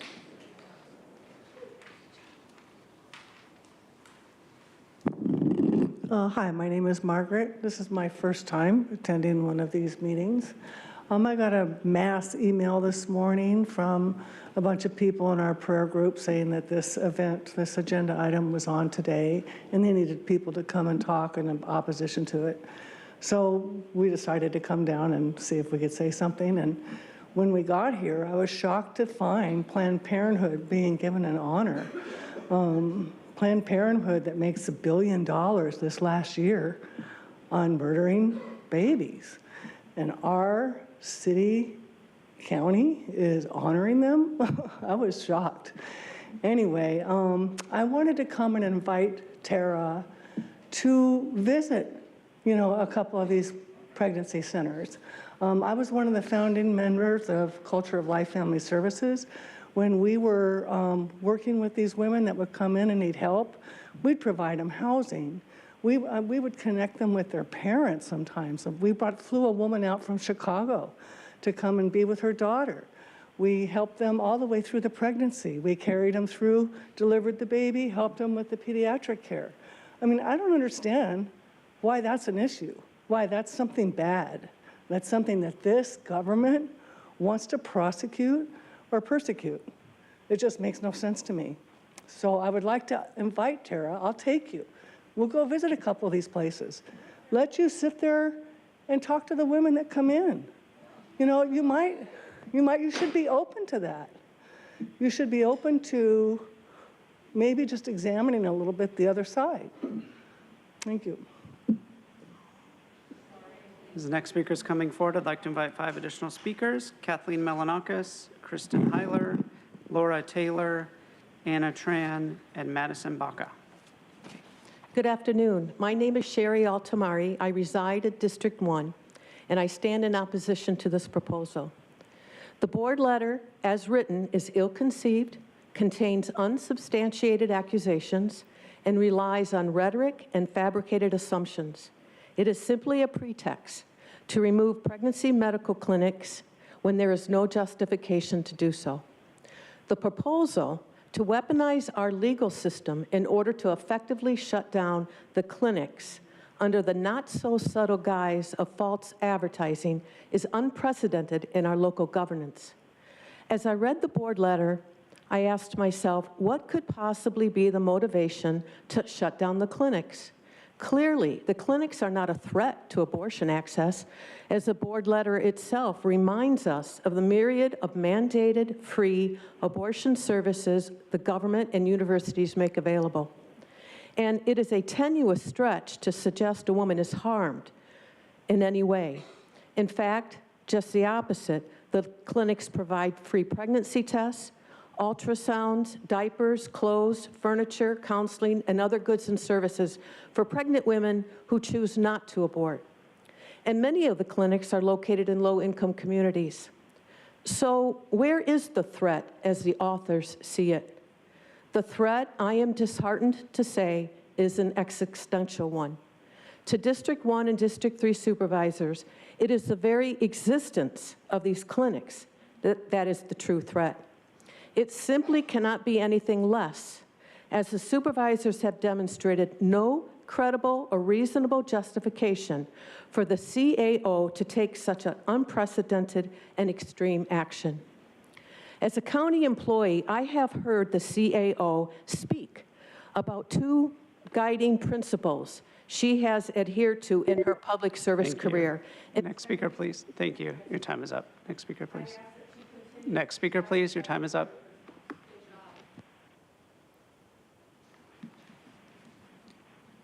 I never would interrupt. I'm Paul the Bold. Tara, please look up. You know, all the speakers in opposition in here, it's a sign. It really sounds to me that you're using the Crisis Pregnancy Center misinformation, whatever it is, to run a Slick County ad campaign for abortions, which you consider safe. And ask Joel about misinformation on the county's website for COVID, by the way. The letter says, in December 2023, or September, legal action was initiated by California State Attorney General Rob Bonta against two California crisis pregnancy centers. These centers, notorious for their unethical practices, were accused. It does not even say that the centers were guilty or convicted, or maybe it was all a misinterpretation. So, do you really mean to deny us and them due process that is a real threat to us? Yet the letter says this action will be another step in ensuring that reproductive health care services and that an individual's right to choose is not jeopardized. No one is saying anything about the right to choose, except obviously you do not want people to choose their own abortion provider, or maybe there is a subtext to restrict freedom of choice, period. I mean, and also, you know, restricting freedom of speech for this is also really, really bad. So there you have two big strikes. Thank you. Thank you. Next speaker, please. Good afternoon, Mike. So I was kind of bummed to see the news report that one of our other friends here mentioned regarding a doctor that had made a comment to the extent that I think she said, we're here for anti-abortion extremists. And I'd just like to understand, when you go into an abortion clinic, you come upon two tools that look similar to this. You got a clear tube, and I couldn't bring in the big forceps, but I brought in a small roach clip. It's got two little locking teeth on the end there, and during an abortion, they'll take these two tools and they'll insert them in the vaginal cavity. They'll take this and they'll go in and they'll crunch every little bone they possibly can inside the womb. They'll pull some out if they can. If they can't, they'll take the tube and, yep, beam me up, Scotty.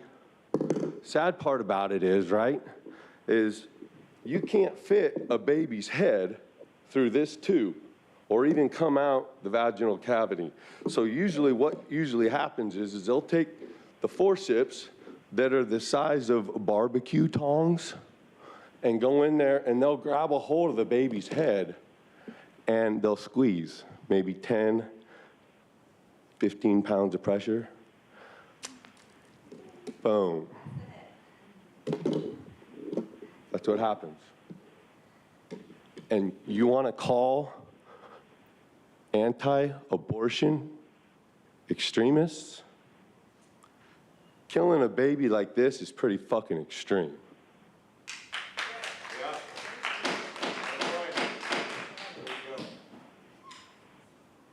Next speaker, please. All right, hold on 1 second. Consuelo, that's your third notice. You please be removed from the... Yes, you just disrupted. This is your third notice. Please be removed. I'm letting you know. This is... And this is yours. Your first. Your first. Here we go. First one. That's your third one. I'm letting you know, sir. Third. All right. You're yelling out. Now you are. So this is that was your third one. You're continuing to disrupt the meeting. That was your like 10th one. So you're ordered to leave this meeting with the sheriff. Deputies, please remove that one, the person. And then Audra, that was your second one.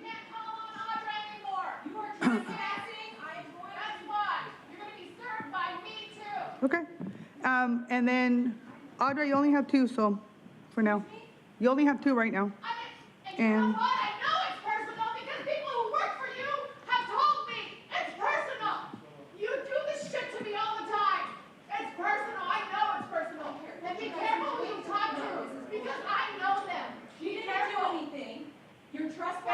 okay, Audra, this is your third notice, right? Audra, this is your third notice. Please go ahead and you're disrupting the meeting, so you're ordered to leave this meeting. All right. All right, we're going to take a 5-minute recess. Everyone, thank you until they be removed. Oh.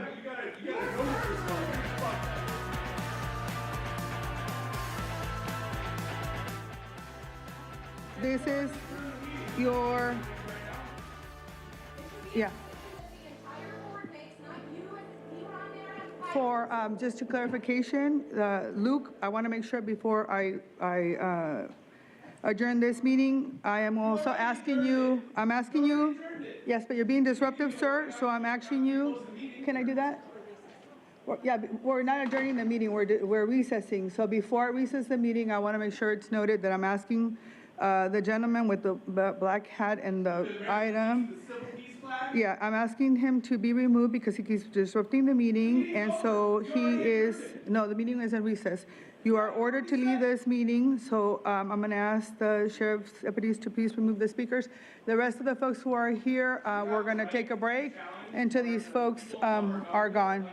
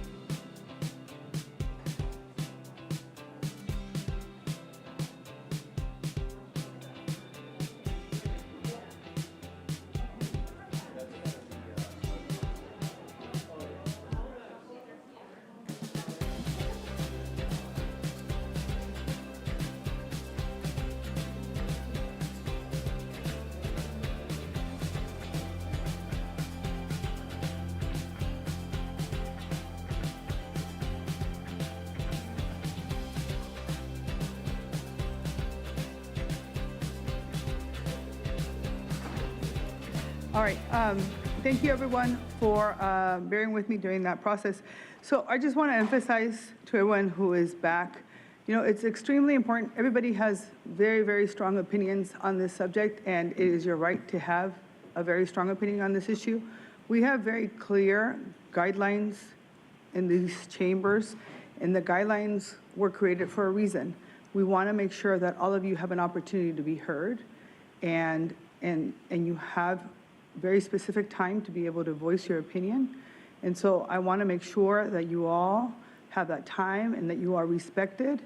And so I'm going to ask that you follow those guidelines. I've read those guidelines a couple of times. I keep informing folks every time, you know, of what those guidelines are. We ask that you're not clapping, that you're not whistling, that you are not disturbing, because it really disrupts the meeting. And so I'm going to ask you one more time, please adhere to the guidelines of our chambers. We'll get through this and we'll make a decision as a board.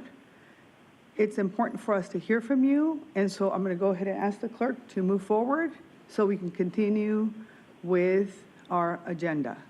Everybody understand? Thank you very much. Go ahead. Thank you. If the last speaker could please come to the podium, we'll restart your time. If you can pull the microphone down to you. Thank you. Thank you, Board of Supervisors, for this time and moment to hear me out. My name is Kristen Heiler. I am a mother of 3 children, and I just wanted to share my personal experience as a client of 2 different pregnancy centers. And so I was pregnant and had a toddler living on 1 income, and so you could say maybe we were a household that was low income. And I needed to get a pregnancy test to receive some pregnancy services. And I visited a pregnancy center in Escondido, and they welcomed me, and they gave me a free pregnancy test. They were there to support me. They were warm and friendly and loving towards me and my family. And they ended up giving me a supply of diapers for my toddler and my newborn once I had my baby. They also gave us some clothing for my baby as well. And they were there to offer parenting classes and any support that I needed. And then a few years later, I had an experience with another pregnancy center down in Chula Vista. I was interested in looking at natural family planning as opposed to birth control, just because of the side effects and all of that. And so they offered that scientifically based class. And so I took the class at that pregnancy center, and it was a very great class. Through it, I was able to conceive and have my third child, of which I don't regret any of my children and having them, and I'm very grateful for these pregnancy centers that supported my family so that we could have these children. These pregnancy centers, they provided diapers, clothing, they've offered food. I've heard of so many good services that they've done, baby showers for expectant mothers, and endless support. And I've heard also, thank you. Thank you. Next speaker, please.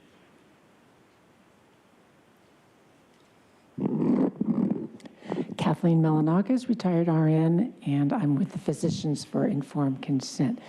I just had to come down today and call out Tara Lawson-Remmer. She has a lot of chutzpah for proposing to shut down pregnancy centers using taxpayer dollars to publicly accuse them of what she is guilty of. Karl Marx said to do that, so she's following the playbook. There's no evidence in her letter that pregnancy centers have committed fraud. Have any clients in San Diego County complained of being harmed? No. She knows this proposal is illegal. It's been outlawed by the Supreme Court and your own county supervisor rules. And it won't go anywhere. So this whole proposal is a fraud in itself. But not only that, but Lawson-Remmer and her bosses at the elitist Council on Foreign Relations pushed all the countermeasures of COVID, including the deadly mRNA injections, fraudulently labeled vaccines. Excess deaths are still up by 20%. Instead of spending money on this proposal, why doesn't this board look into help for the vaccine injured if you care about people's health? Pregnancy centers have cut into Planned Parenthood's profits.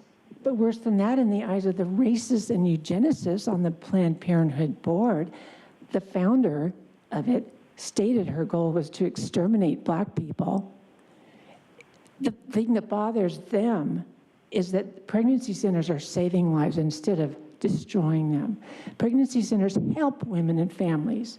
Planned Parenthood not only kills babies, but secretly and illegally sells baby parts to the vaccine industry so they can destroy more lives with horrendous vaccine injuries. This is the ugly truth that I documented in the book that I gave to all of you last year.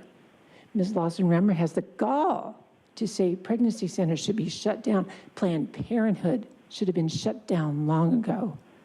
Vote no on this proposal. Thank you. Next speaker, please. Hi, my name is Laura. I'm a retired registered diagnostic medical sonographer, and I'm here today to testify the standard practice of care for an OB ultrasound is to always show the mother the baby after the exam unless it is demised. The Pregnancy Resource Center does this. Speaking to many women and including myself, I can attest that Planned Parenthood and Family Planning Associates does not practice the standard medical care. Yet you, Ms. Tara Rimmer, are stating the opposite. I oppose this bill. It is a proven fact that 80% of women choose life when a woman sees their baby's heartbeat on the monitor. In fact, in my 30 years of scanning, I've only had one patient not want to see her baby on the monitor. So gentlemen and women, please tell me who is not offering all the options of care here. What I see is pregnancy resource centers educate their patients on all the options, where Planned Parenthood only pushes one option, which ends the death of the child. Tara, what I see here today is your behavior is telling on you, honey. And the Lord loves you very much. And He wants you. He loves you very much. And there's forgiveness for you. And all you need to do is ask for forgiveness. Okay? So you can talk to me, or you can reach out to any pregnancy resource center, or to any church, or to anyone that knows Jesus Christ as his Lord and Savior. We love you. Next speaker, please. Hi, my name is Anna. I've actually been a patient to two different reproductive assistant clinics, one being an FPA, Family Planning Associates, a center that offers abortion, and a pregnancy resource center that did not physically offer any abortion services. When I was young, I found myself in an unplanned pregnancy. Dr. Mary at FPA did my ultrasound, and as a scared, vulnerable, and curious patient, I leaned forward to take a glimpse of my baby.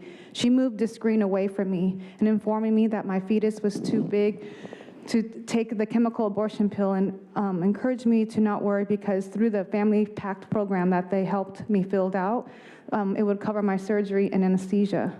In the moment, I felt so lucky. But the day that I had my abortion, I felt the exact opposite. I went into depression and the clinic didn't offer any help. As an ungodly woman at the time, I found myself pregnant again. And in the moment, I knew I didn't want to go through the trauma again. I figured FPA helped me before, why not go back? I walked into the same place where they were willing to help me kill my baby and turned me away because this time I chose life. Planned Parenthood did the same. Still with no insurance, I searched for a free ultrasound online and came across the Pregnancy Resource Center. They helped me find temporary Medi-Cal until I was approved, found a reliable OBGYN, and unfortunately FPA failed to educate me and the risk of the surgical procedure. Little did I know, I became a part of the most devastating statistics. I was now a part of the 60% miscarriages due to botched abortion. During my miscarriage, the Pregnancy Resource Center comforted me and later assisted me in finding healing. As a mother who cowardly chose to kill her first child and a mother who couldn't save her second, I urge you to shut down the real fake clinics that literally profits on killing innocent children and support Pregnancy Resource Center that gives hope, restoration, and love life. Thank you. Thank you. As the next speaker is coming forward, I'd like to invite 5 additional speakers: Tony Villafranca, Cindy Rouston, Mia Morales, Dalia Luna, and Sophia Lori. Hi, my name is Madison Hernandez Baca. I am here with my niece, Gianna Hernandez. She was born from an unplanned pregnancy, and I can say that what a lot of pro-choice and pro-abortion people say, children are never a burden, planned or unplanned. The proposed resolution by Supervisor Tara concerns me. Pregnancy crisis centers are vital in providing informed decision-making to women in crisis. I'm convinced you have not taken the time to visit the 17 existing PCCs in San Diego County. I have partnered with several pregnancy crisis centers, and they are not fake to me, not fake or fraudulent to the women who visit them. I ask that you put aside your personal, political ideology and agenda.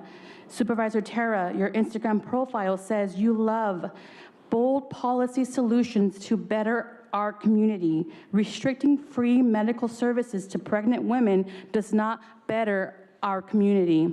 I understand your mind is made up, sadly. You have heard personal experiences and facts regarding crisis pregnancy centers, and you will continue to hear more. But sadly, some of you will not budge because you no longer see this as a moral issue, but a political chess piece in your favor. I hope you will vote against this agenda item. Some of the services that pregnancy crisis centers in San Diego County offer are STI testing, medical referrals, childbirth education, parenting classes, helping mom support groups, after abortion healing counseling classes. So thank you for your time, and I hope you consider what we are here to oppose.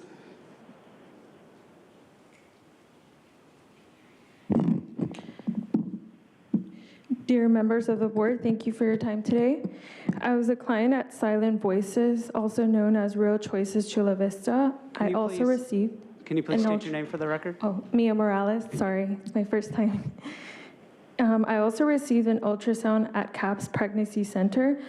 I now have a newborn, my first child, and I wanted to express my deep gratitude for the invaluable support I received from Real Choices Chula Vista.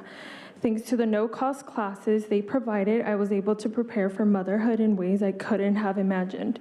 They taught me about proper nutrition for my growing baby, the importance of having my baby's car seat checked by a fire station, how to plan for a natural, unmedicated water birth, that was my dream for labor, breastfeeding and what to expect when leaving the hospital. I also learned about nonverbal signs for my baby's hunger cues, like burping cues, tired cues, and diaper cues. They even emphasize the significance of maintaining the right water temperature when bathing my baby. Real Choices Chula Vista went above and beyond, generously gifting me a diaper bag, diapers, a baby car seat, baby towel, baby rags, booties to keep my baby warm, blankets, and even offered me a crib and another baby bouncer seat.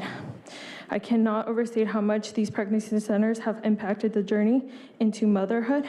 The classes provided by Silent Voices were instrumental in building my confidence, ensuring that I approach labor with a strong sense of readiness and the knowledge that I would bring my baby into a well-cared environment.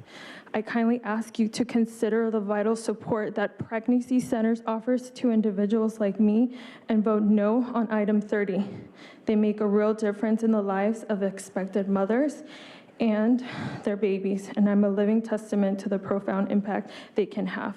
With heartfelt thank you, a minority first-time mother speaks to all of you board members. Thank you for your time today, and I hope that you guys listen. Thank you. Next speaker, please. Good afternoon, Chairman Vargas, Board of Supervisors, staff, and fellow San Diego County residents. My name is Tony Villafranca. I'm here today in visible opposition to any legislation that would vilify or cease to end or close down any pregnancy centers. The organization that I do the most work with here in San Diego County is the Knights of Columbus. And together, the Knights of Columbus, along with many Christian Catholic organizations, Couples for Christ, the local 1617 pregnancy resource centers, 40 Days for Life, Walk for Life, together we all peacefully pray in front of Planned Parenthoods to end abortion and to also share services that promote the sanctity and quality of life at conception. The Knights of Columbus is a Christian Catholic organization here in San Diego, but not limited to just San Diego. We have 71 active councils, and each council throughout the county has pro-life activities and programs and works closely with fundraising privately to provide support to the local pregnancy resource centers here in the county.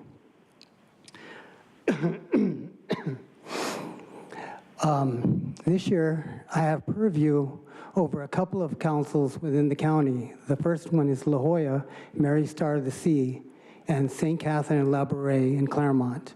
In previous years, I've worked closely with Corpus Christi Catholic Church in Bonita, St. Rose of Lima in Chula Vista, St. Pius X in Chula Vista, Most Precious Blood in Chula Vista, Sacred Heart Catholic Church in Coronado.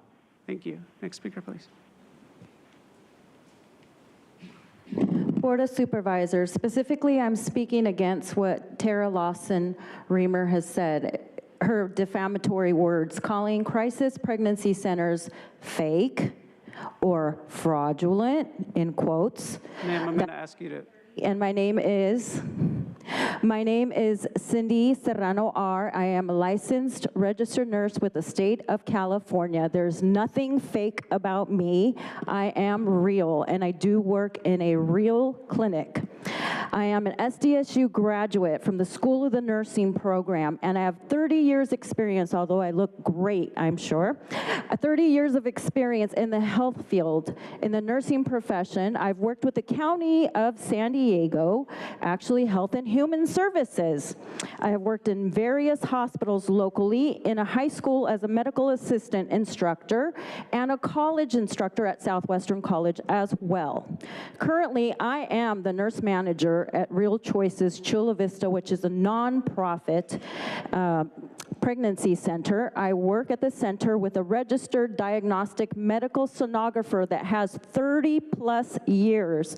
Our doctor, who is also real, has 41+ years of experience in the field. We have many volunteers with nursing field backgrounds, LVNs, RNs, so there is nothing fake or fraudulent about any of us. And spending $500,000 on going against us is not a wise idea when we're out there helping the most vulnerable in our community. Young moms, military moms, families that are large, that are having a hard time with the increase in inflation, gas prices, diaper prices, food prices, you name it. They're having a tough time trying to make ends meet here in San Diego, and we're meeting their needs. Mic drop. Next speaker, please.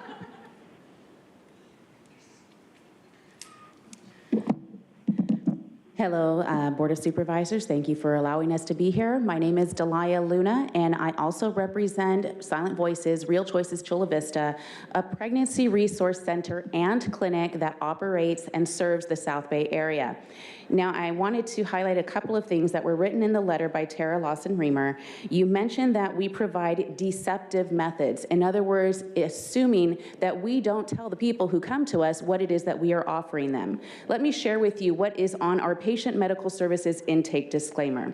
This facility is a nonprofit medical clinic. The medical services are provided by licensed medical professionals, as you heard from my coworker, mostly volunteers. Now let me stop there with volunteers. How many nonprofit organizations are run by volunteers, and we applaud them for it? And yet you are telling us that because we have volunteers, that's a bad thing? The fact that people want to spend their time to serve the community is something that we should encourage and uplift.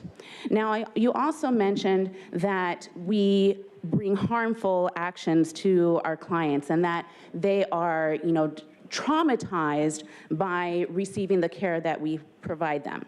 Let me share with you exit surveys of what our actual clients have said about the service that we provide them. Now we ask them, what did you like best about us? Ultrasound, kind, service, communication options. Yes, I felt heard and seen. The information, attitude toward me was great, very caring and explained everything, very helpful, very kind, how informing and kind they are. Everything was perfect. Those are some of the things that people have said about this. And now I'm gonna share with you what women who have actually had abortions have told us about the services we provide. I liked the privacy, nice and very respectful, very welcoming. It was comfortable. Thank you. Next speaker, I could go on. As the next speaker is coming forward, I'd like to invite 5 additional speakers: Camille Casson, Lamar, Eli, Alan Banks, and Greg Butler. If I've called your name, please come forward.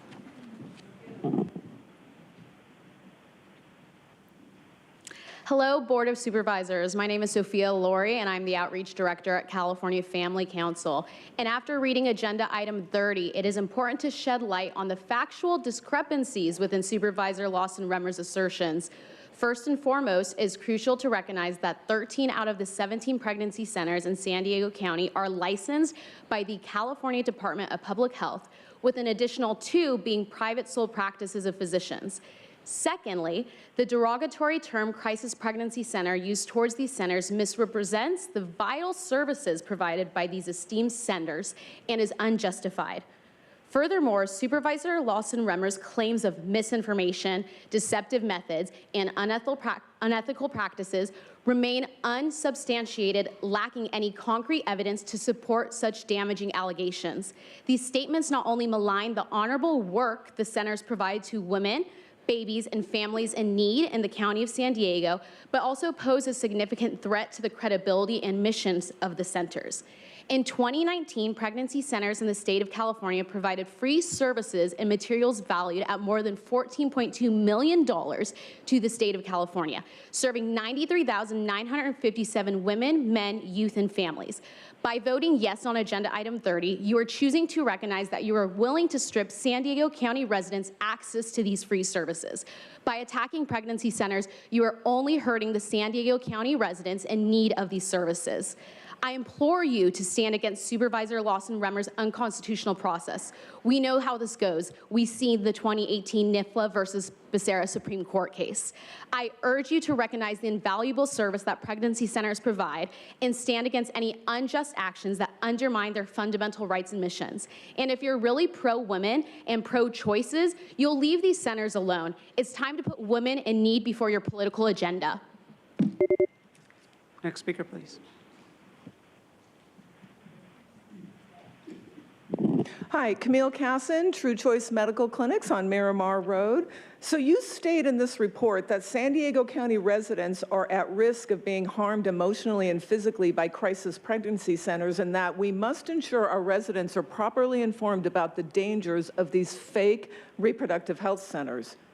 Most of the 16 pregnancy centers are licensed medical facilities with the state of California, as you've already heard. What is required for that license is to have licensed medical professionals on staff, whether paid or volunteer. This includes medical doctors, radiologists, sonographers, physician's assistants, nurse practitioners, and registered nurses who work or volunteer at these clinics. They are the medical professionals that work in our hospitals and in private practice in our communities here in San Diego. Are you stating that these medical professionals are fake and fraudulent? That's a very strong and offensive statement to the medical professionals who work or volunteer at these clinics. In the report, it states robust action must be taken to ensure reproductive health care access. So you've stated that you've ensured that there is reproductive health care access. That's been established. You can get reproductive health care, which is a euphemism for abortion. You've insured it. Why do you need to spend $500,000 of taxpayer money on a problem that doesn't exist? You stated in the report that San Diego communities are still greatly impacted by crisis pregnancy centers. That's something that we can agree upon, because pregnancy centers positively impact our community because they provide free medical services, as you've heard, pregnancy testing, sonograms, medical assessments, STI testing and treatment, cervical cancer screenings, etc. You also say that in one portion that pregnancy centers actively interfere with a person's agency and decisions about whether to start a family, can also have detrimental and long-term health and emotional impacts. What data do you have to back up your claims? These claims are completely subjective. Thank you. Next speaker, please. Thank you. Thank you.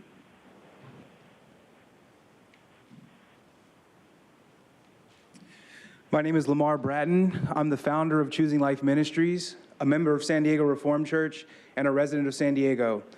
I regularly stand outside of Planned Parenthood, and offer counsel and resources to families that have literally saved babies and provided hope via the help of our local pregnancy centers you are attempting to strike down. Tara, it is an irrefutable fact that what is in the womb is human from conception. Anyone who makes an argument otherwise is 50 years behind the science. It's not up to dispute. It's not being debated. It is a fact that what is in the womb is human at conception, and all humans deserve an equal protection. Under the authority of Christian scripture, Christians fought to abolish slavery. They fought against rulers like yourself and powerful white people who just didn't want to go along. History has judged these rulers for dehumanizing and enslaving people that look like me. In the same way, future generations will judge you for what you are doing to the preborn. Of even greater importance, there will be a future day of judgment by Jesus Christ in which you will be judged for your proposal today.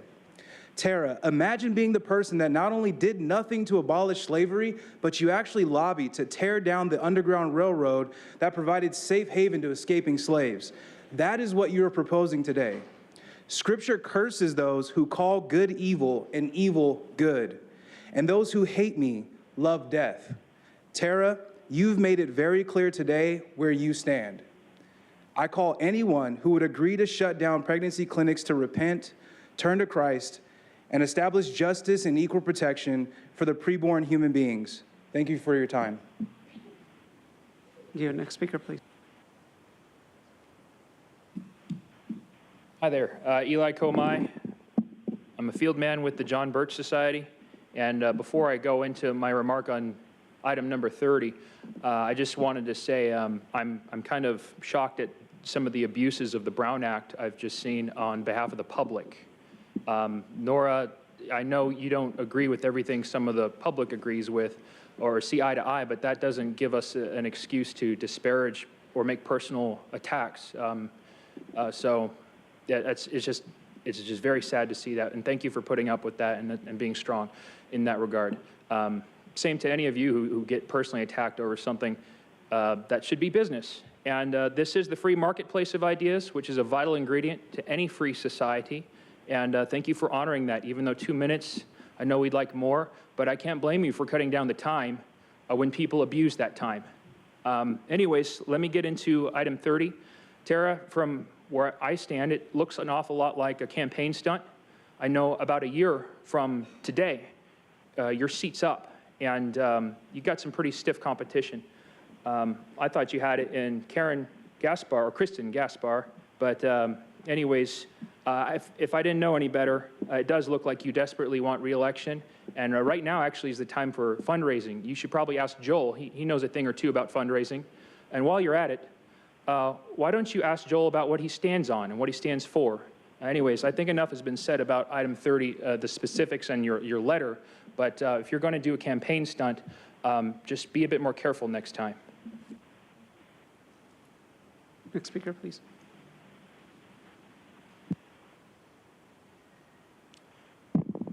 My name is Greg Butler. I'm the president of an organization called Your Life Began at Conception. And we've heard a lot of opinions here. I'd like to talk about just plain simple facts, the foundation of what we're talking about here. I have 5 facts I want to bring up. First is that identical twins can only have acquired all their common traits when they were one person. The second one is that once they split, which is shortly after conception, they are as separate as regular twins who share virtually no traits. Third, this proves that we became the unique individual we are at our conception, the instant that our sperm and egg met, and our life began at that point, not later in pregnancy or birth. Number 4, the Declaration of Independence first guarantees us life, next liberty, and only thereafter the pursuit of happiness. No one, therefore, has the right to deprive a baby of its life in any stage of development due to their own selfish pursuit of happiness. Believe this basic law, science, and logic, that abortion is murder and must be ultimately outlawed. Your proposal is shameful, disgusting. God help you. Thank you. As the next speaker is coming forward, I'd like to invite the remaining speakers in person, John Baranowski and Maria Valencia. My name is Alan Banks. I'm the Senior Director of Patient Services for College Area Pregnancy Services in San Diego. I'm deeply concerned that we've been misrepresented in this proposal. The proposal's characterization of our work is inaccurate and misleading. Since 2004, we've been a fully licensed medical clinic with medical staff on duty during all our open clinic hours. Our team of physicians, physician assistants, nurse practitioners, and registered nurses provide excellent care free of charge to the San Diego community, as well as STD testing and treatment at very low cost. Our facility is accredited by AAAHC, the Accreditation Association for Ambulatory Healthcare. There's nothing fake about our clinics. In addition, we employ a social worker because we believe in providing holistic care to those we serve. Our social services include assisting those experiencing homelessness, supporting those without insurance through the Medi-Cal application process, providing educational courses both online and in person, providing extensive resources to assist our patients in areas where they need help. Our social services are designed to help our patients overcome barriers to medical care and live healthier lives. Over 99% of our patients say they would refer us to a friend, and we're very happy with the medical services they received. Our clinics provide essential services to the San Diego community every year and save taxpayers countless dollars. Our work should be recognized for its true value rather than being based on inaccurate characterizations. There's nothing fake about our clinics. By implementing the actions proposed today, you would be wasting taxpayers' dollars and doing a great disservice to San Diego community. I oppose the actions today, and I strongly urge you to oppose them as well. Next speaker, please.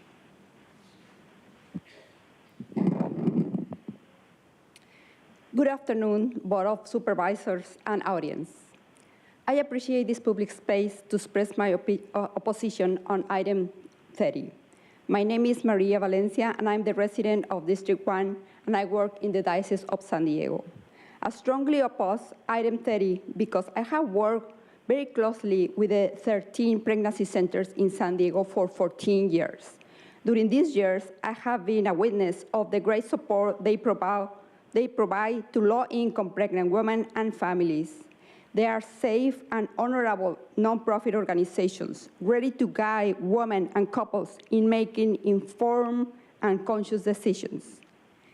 They provide free resources such as baby items, pregnancy testing, parenting classes, and prenatal education. They assist women with finishing schools and getting job training. They work and accompany women, particularly when they are experiencing a pregnancy in crisis. I ask you, Board of the Supervisors, to reject item 13. Thank you. Next speaker, please. My name is John Baranowski. I'm from Carlsbad, and I've got 3 quick points. Number 1, thank you to the supervisors here. I can see you have to have a very thick skin to do your job. Number 2, thank you to all your constituents out here because they're incredibly brave and articulate and expressing their heartfelt feelings and thoughts and experiences. And so 3, finally, I hope that the thick skin that you supervisors develop doesn't make you numb or deaf to your constituents' thoughts and feelings and experiences. And as Mr. Potter said, what was it, 975 opposed, 62. Do the math. Be accountable. Do the right thing. Oppose this agenda item. Thank you. Thank you. We'll now hear from the individuals that requested to speak by phone. When it is your turn to speak, you will be unmuted and you will hear a recording that will tell you to begin your comments after the beep. I'll remind the callers they should mute their TV or live video stream before they begin speaking. We'll start with our first caller.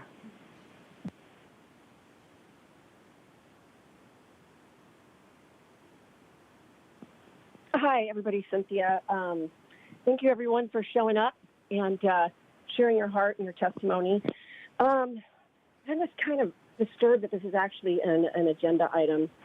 Can you hear me? Yes, please go ahead. Sorry. I feel like I'm talking to myself. Anyways, I don't know. This it's just weird. It's taken up a lot of time. It's obvious, Tara, that no one is supporting what you're saying. I mean, listen, it's National Adoption Day / let's, come alongside supporting a racist kill shelter like Planned Parenthood, which I better name Planned Parenthood. And I just, I don't know how much more fake information you need to justify your phony reproductive justice. Crisis Pregnancy Centers Act, they actually deal in real science, the word that you guys love to use the last 3 years. They utilize ultrasounds just to share facts about the growing human life in utero. They don't use health speak terminology as in, oh, it's just, a blob of cells, oh, it's just pregnant people. I don't know, you make it sound as if these women that go to these clinics are held hostage and chained to these, doors with Bibles being slapped across the face. It's just, there's another side to this besides the ending in human life and death. And I don't know, for a lot of you out there that are in the, this movement to respect the sanctity of life, what about the women that went in for safe, legal abortions into these clinics that are highly unregulated, and they died, they bled out from perforated uteruses? This is in honor of those ladies today that no one speaks out for. And in that, I will say, you know what? Check out former abortionist Dr. Anthony Levantino. Also look up Carol Everett, who wrote the book Blood Money. and regarding organ harvesting. You guys, we're going to get our butts kicked in this country. It's time to turn around. And to be honest with you, forgiveness is there for everybody, including you, Tara. I wish no harm on anybody. But my heart is broken that our country has had to come to such division. Thank you. We'll now hear from the next caller.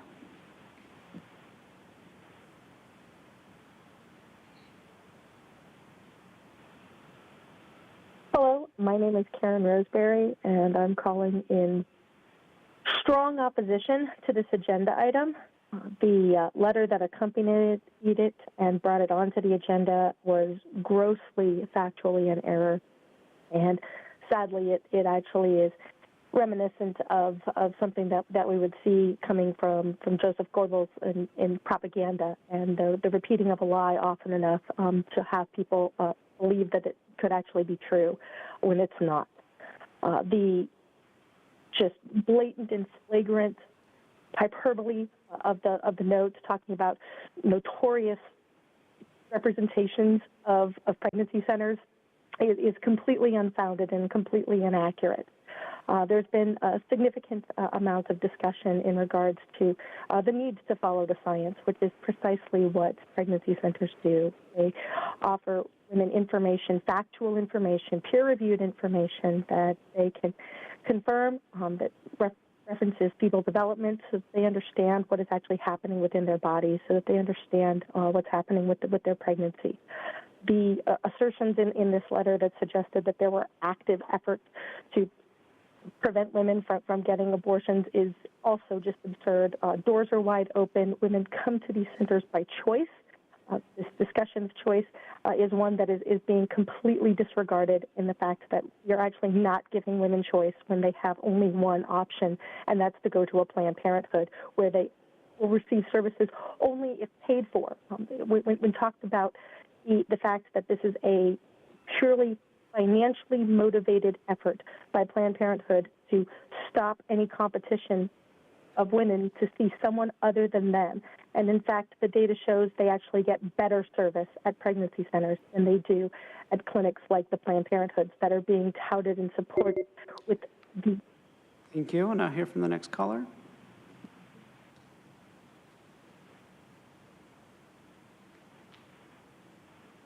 Natalie Hayes, calling in opposition of agenda number 30.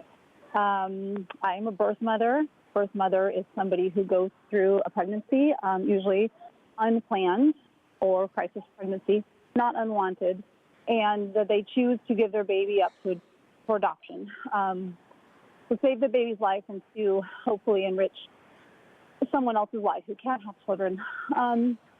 I found myself pregnant. I was a single mom in 1989. I was pregnant, and I went to Planned Parenthood, and there was only one option there. And so luckily, I had heard the Bible verse recently of, before I formed you, I knew you. Before I formed you in the womb, I knew you. And so I knew at that point that I could not do what Planned Parenthood had offered me to do. So I reached out to a couple of the pregnancy centers, and not only did they offer resources for my little girl at the time, they also helped me find adoption resources. And through that whole experience, I had counseling offered.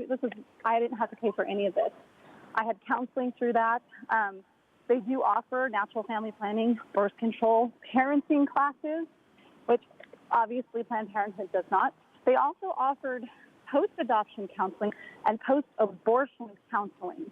And so I think when you're looking at them and saying they're not fair, or they don't offer everybody the same thing, how loving is it that they will take in somebody who's had an abortion and they will offer them counseling? So I think you guys are wrong. This is just part of the agenda to depopulate. The truth is you guys don't care about life or choice for that matter. Your agenda is the annihilation of God's most precious creation and the destruction of women that you lied to and coerced to have abortions. I beg of all of you, do not vote yes for eliminating options and choices for young women in crisis pregnancies. Thank you. Thank you. Now hear from the next caller.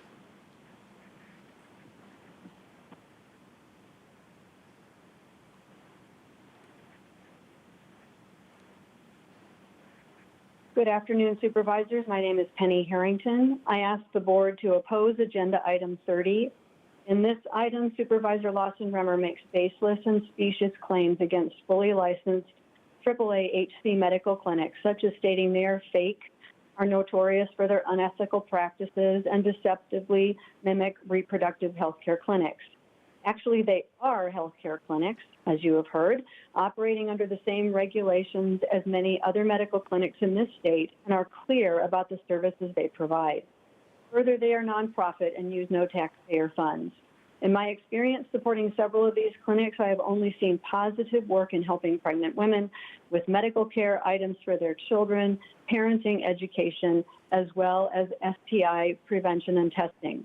The testimonies of those receiving care and services are ones of gratitude, as you have heard today. By the way, these clinics also help to facilitate adoptions, which Supervisor Lawson Remmer supports based on her National Adoption Month resolution. During the break, I called Planned Parenthood and was told they do not provide adoption services. Attempting to use taxpayers' funds to litigate and campaign against these clinics with intent to harm their operations creates a dangerous precedent of attacking licensed facilities merely because you might have an ideological difference with them. In 2017, the U.S. Supreme Court decided NIFLA v. Becerra, not only ruling against government-controlled speech, but also the unconstitutional targeting of those who hold differing viewpoints. Government must not attempt to silence one side of the debate. Once again, please oppose item 30. Thank you. We'll now hear from the next caller.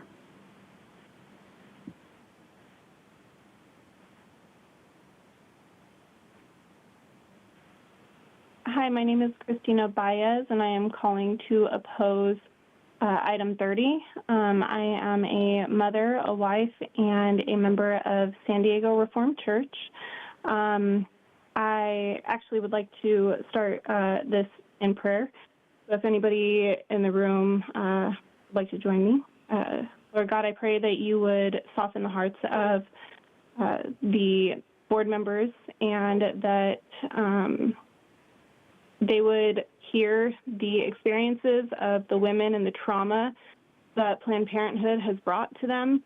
I pray that they would seek repentance and that they would vote no.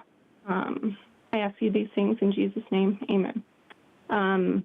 As somebody who has been to one of the crisis pregnancy centers as a model with my last pregnancy, I can tell you that I received so much compassionate care while I was there.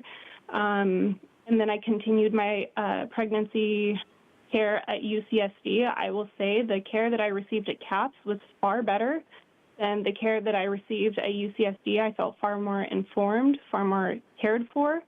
And it's beyond me that you guys would even say that this is fake or fraudulent care. These are licensed clinics.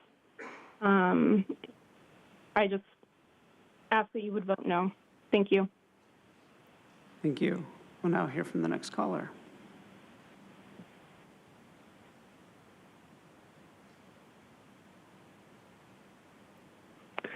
Hi, my name is Tressa Petzinger. I am a retired, still registered nurse, and I volunteer my time at a crisis pregnancy center. I am also an adoptive mom of 2 adult children who, without their life, our lives would be not nearly as full as they are. I am begging this Board of Supervisors to oppose this agenda item number 30. Thank you. Thank you. Now hear from the next caller.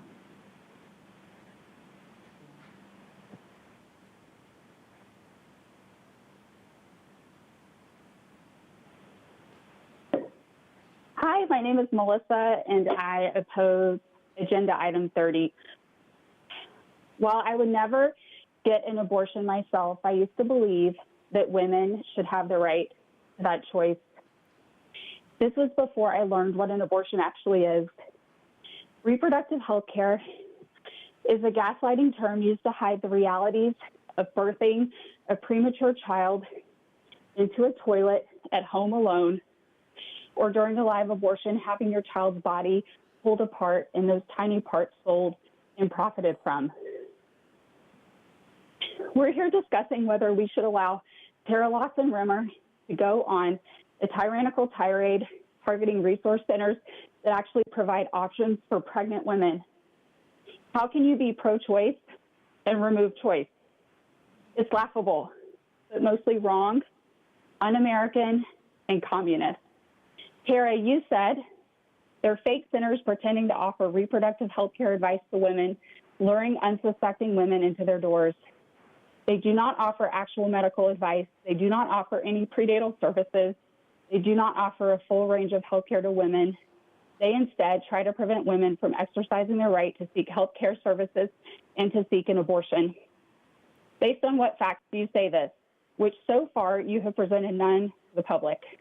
Once again, San Diego County has become the ministers of truth, similar to the misinformation policy stunt you pulled during COVID. What I'd like to know is, how are these centers a threat to you? Or do they rival Planned Parenthood of the Pacific Southwest total, ending net assets of $110,299,109 in a fiscal year? Thank you. Thank you. We'll now hear from the next caller.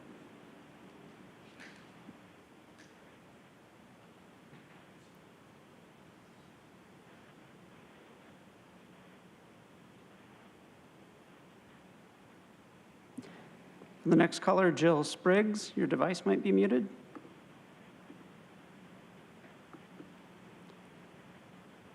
Mute. Hello? Hello. Yes, please go ahead. Yes. My name's Jill Spriggs, and I would just like to say I'm thankful that this happened because we really needed to know how $500,000 was spent going after agencies, calling them fake and fraudulent when they're licensed by the state of California. These are also manned by people that have medical training and licensing. So we see a lot of money has been spent that really never should have been spent. And you called names. I think that's slander and libel. At this point, I think the only remedy that really needs to be happening during this time period is that for Tara to admit that she's made a really bad misjudgment, and she's very sorry that she called names without really knowing what she was doing, because if she'd known what she was doing, this wouldn't have happened. I stand very firmly that these agencies need to continue. They need to have a voice. They need to have our support. And I thank you very much for taking my call. Thank you. Now hear from the next caller.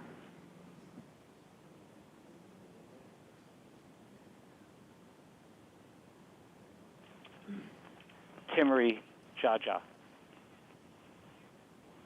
And against item 30. We need to fight against it. That means putting in the work to help educate other people. When an opportunity comes up, such as right now, in fact, I am up next to speak for the Board of Supervisors. So we're waiting to find out. I'm actually putting this live on air right now, and we will be in just a moment. My producer is going to let me know when to start talking in my ear. We're going to put the Board of Supervisors meeting up now, and I'll keep sharing with you the news of what's happening. We are currently seeing, so I'm going to be this is happening live. The Board of Supervisors meeting is happening now in San Diego County, and I will be testifying in just a moment. Timmery Gajia.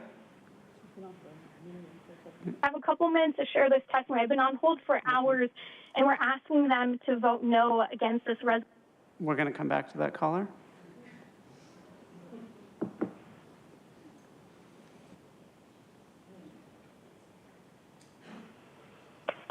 Hi, my name is Daphne Fong. I'm a voter in San Diego, and I'm asking the supervisors to vote no on this Resolution 30. And when is it health care to terminate lives that are viable? And when is it a choice when you're trying to reduce the choice for women? And I'm asking the supervisors to really look at the statistics. If you haven't been to one of these pregnancy crisis clinics and all your information is coming from the media, then you're being negligent. And that's not how you should be spending taxpayer time and money. If you believe the news about the Pregnancy Crisis Center, which happened to have come after the Roe versus Wade reversal, when Pregnancy Crisis Center have been around for decades, and yet you refuse to look into the news about how Planned Parenthood is selling baby parts. Then you're just being biased, and you're uninformed and listening to sensation rather than facts. Well, according to the CDC website, there are about right now over 600,000 abortions done in the U.S. today. 39% of that are non-Hispanic Black women. If Black Lives Matters, why is it that up to 40% of lives that are being killed in the womb are Black? Well, I think it's important that we realize that there's more to it than quote-unquote health care. It's more to it than just giving women choices. This is murder. Abortion is murder. It is not only murder, it's premeditated murder. Thank you. We're going to come back to the previous caller, Timmery Gigi.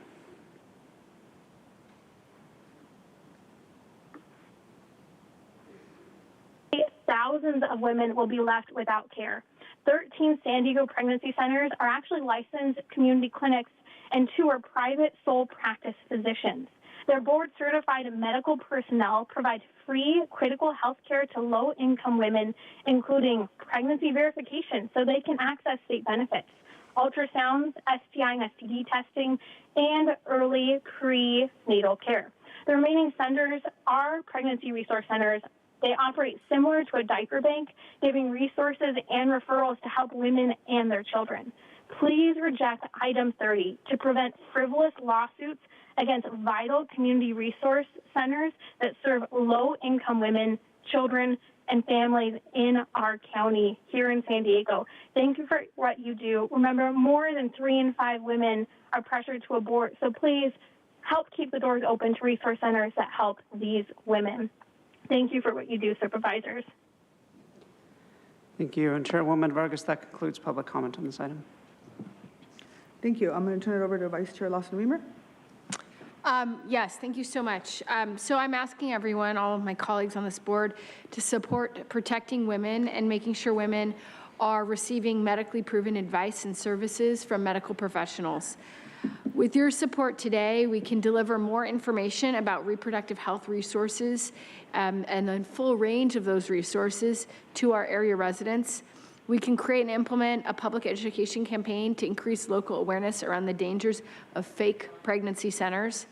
And we can explore initiating lawsuits against crisis pregnancy centers that are violating the law and spreading false and misleading medical information to women.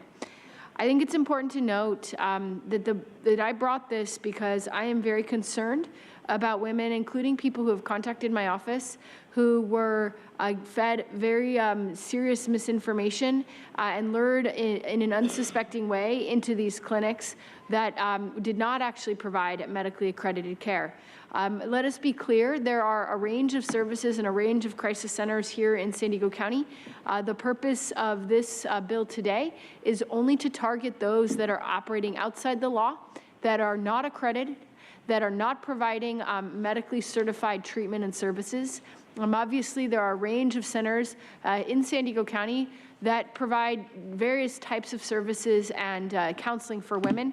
Of course, counseling that does not put itself out as medical advice is not the target of this potential litigation. So let's be clear.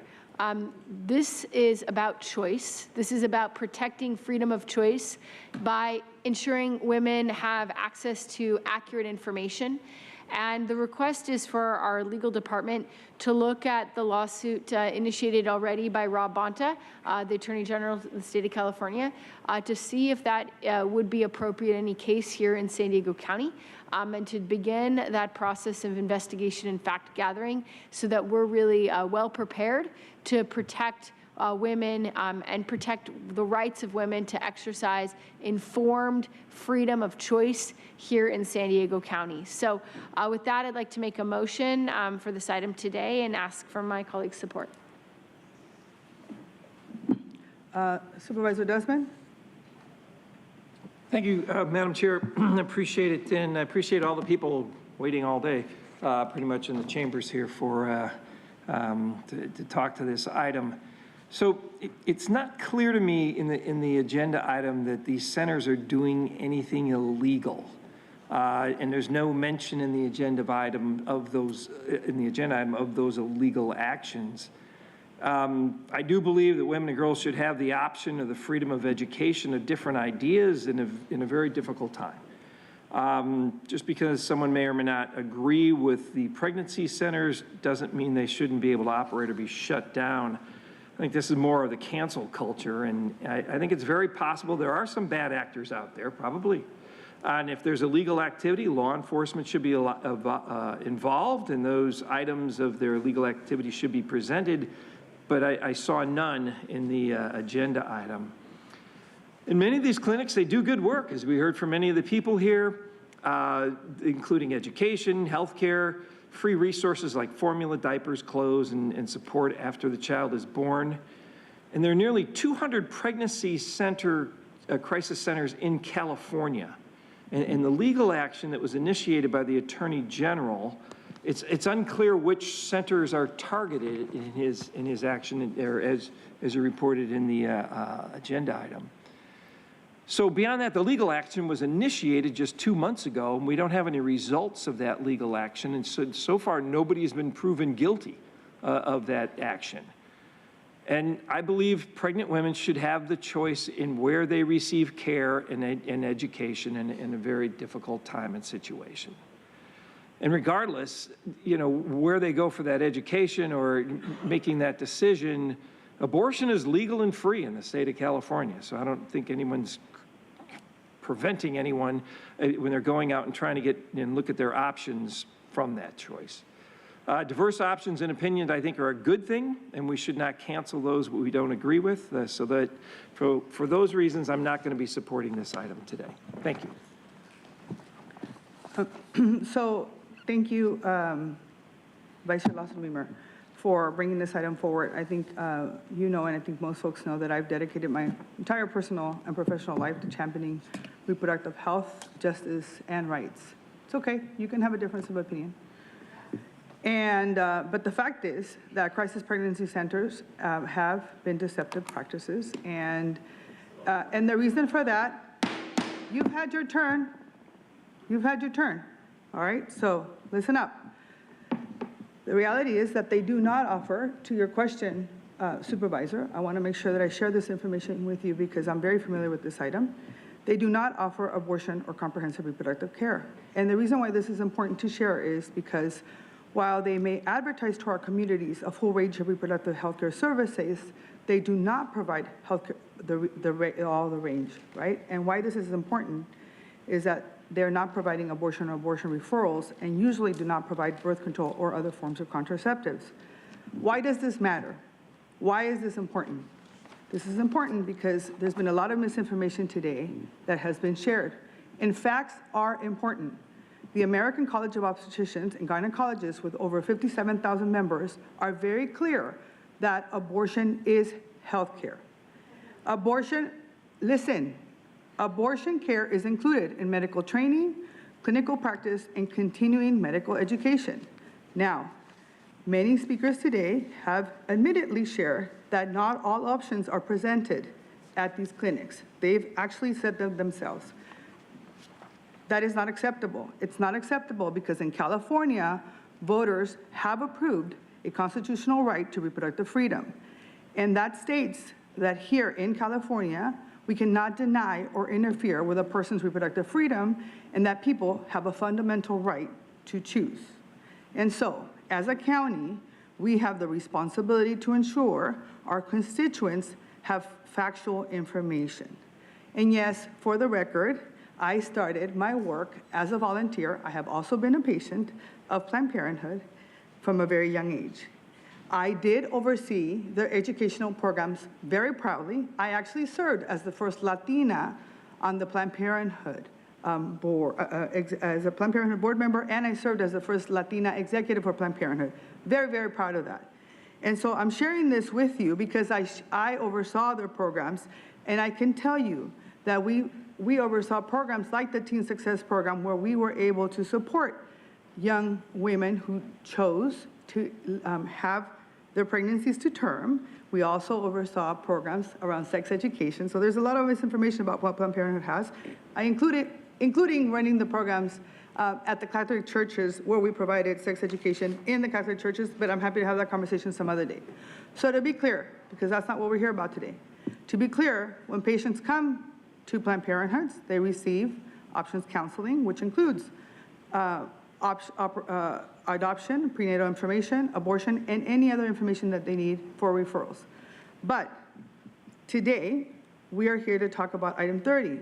And as you may recall, as a county, we declared health misinformation a public health care crisis. And as a county, we have a responsibility. As a county, we cannot stand for clinics that do not provide accurate information to patients. Every consumer and every patient deserves to know what all of their health care options are. Every person is entitled to make their own decisions, absolutely, absolutely. But the county's responsibility is to ensure that the clinics provide all of the information and all of the options to all of their residents. And we cannot forget that we also, as a board, declared the County of San Diego a champion of reproductive freedom. So with that, I'm happy to second the motion. So we have a motion and a second. Please vote. Chairwoman Vargas, that motion fails due to a tie vote, with Supervisor Desmond and Supervisor Anderson voting no. Pursuant to the board's rules of procedure, the board may continue the item for consideration at a future meeting. If the board takes no further action to continue the item to a specific date, this item will be placed on the agenda for the next regular meeting on December 5th, 2023. All right. The next item on the agenda is item 31, authorize the competitive solicitation single source contract amendments to extend existing contracts amendments to reflect change to service and increases to funding and execution of intergovernmental agreement with the state of California and acceptance of funding. I'm going to turn it over to our county team for a presentation. Good afternoon, Chairwoman Vargas and members of the board. Our county behavioral health services provides a comprehensive array of mental health and substance use services to people of all ages. On average, these services directly support 105,000 San Diegans each year through county-operated programs and contracts with community service providers. Today's actions will authorize the procurement of a range of services, contract amendments, and an intergovernmental agreement, which are critical to maintaining and anticipating future needs and behavioral health in the behavioral health system of care. Each of the services and programs included in today's action fulfill a unique function and support your board's priorities through data-driven and equitably distributed efforts. I will now turn it over to Dr. Luke Bergman, Director of Behavioral Health Services, to provide an overview on the item. Thank you, Dr. McDonald. Today, we're presenting your board with 6 recommendations. If approved, today's actions will authorize competitive solicitations in a single source contract and amendments to existing contracts, resulting in approximate investments totaling $34.4 million in fiscal year 24-25. As with previous procurement board letters, the actions before you today will maintain a network of services that are critical to the countywide behavioral health continuum of care. Today's action will also authorize execution of the intergovernmental agreement with the state of California and accept funding for the Drug Medi-Cal Organized Delivery System, also known as DMC ODS. DMC ODS is an enormous component of our behavioral health continuum of care that includes a broad array of services such as withdrawal management, outpatient services, and residential treatment. Since implementation in 2018, DMC ODS has provided a continuum of care for evidence-based substance use disorder treatment services, along with enabling more local control and improving care and efficiency. All of the work that happens within the Drug Medi-Cal Organized Delivery System, as its name suggests, draws revenue through Medi-Cal. In order to draw down that revenue, we, as the health plan and in partnership with our network of providers, need to submit claims for these services. What this agreement does is establish, not just for 1 or 2 years, but for 4 years, a total amount that is an upper end estimate of what these total billable claims will be. In other words, with the action, your board would establish authority for us to claim up to $684.7 million in revenue over the next 4 years. In addition to the continuation of DMC ODS and support for our substance use treatment system, today's recommended actions will support ongoing work across numerous service categories, which together are transforming the behavioral health continuum of care throughout the county. These include outreach, engagement, and public messaging efforts, crisis and diversionary services for youth, outpatient services, acute inpatient care, and work across our long-term care system, which includes community-based care and subacute services. Recommendations 1 and 2 request authority to issue competitive solicitations for 4 contracts and 1 single-source contract, respectively. We've shared with your board the need to enhance and expand our long-term care services in keeping with the recommendations of the optimal care pathways model.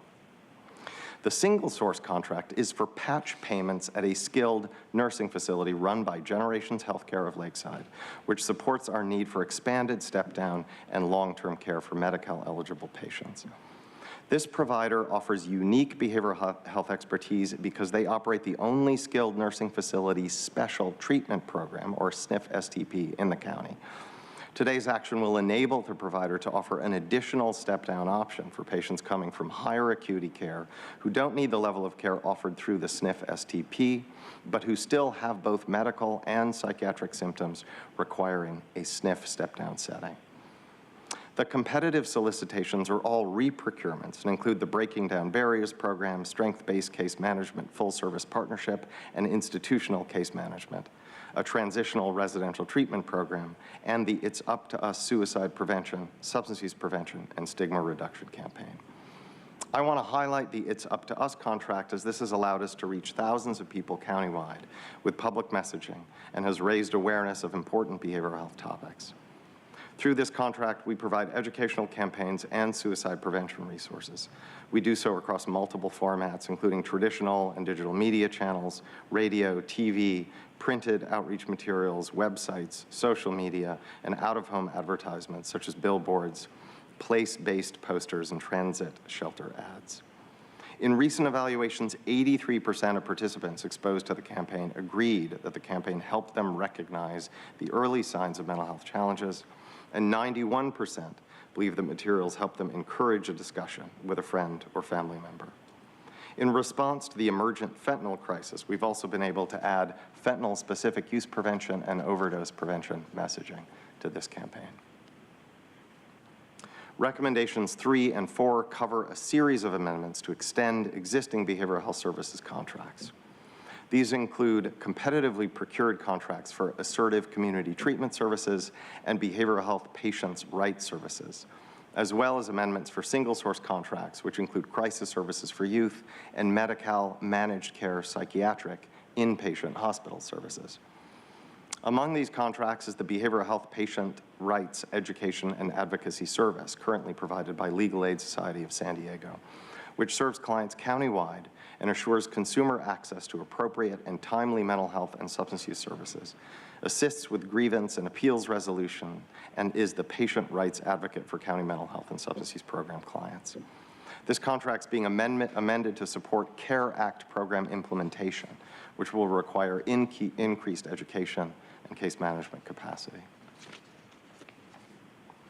This item also requests your board's authorization for 2 contract amendments to reflect service changes and increases in funding.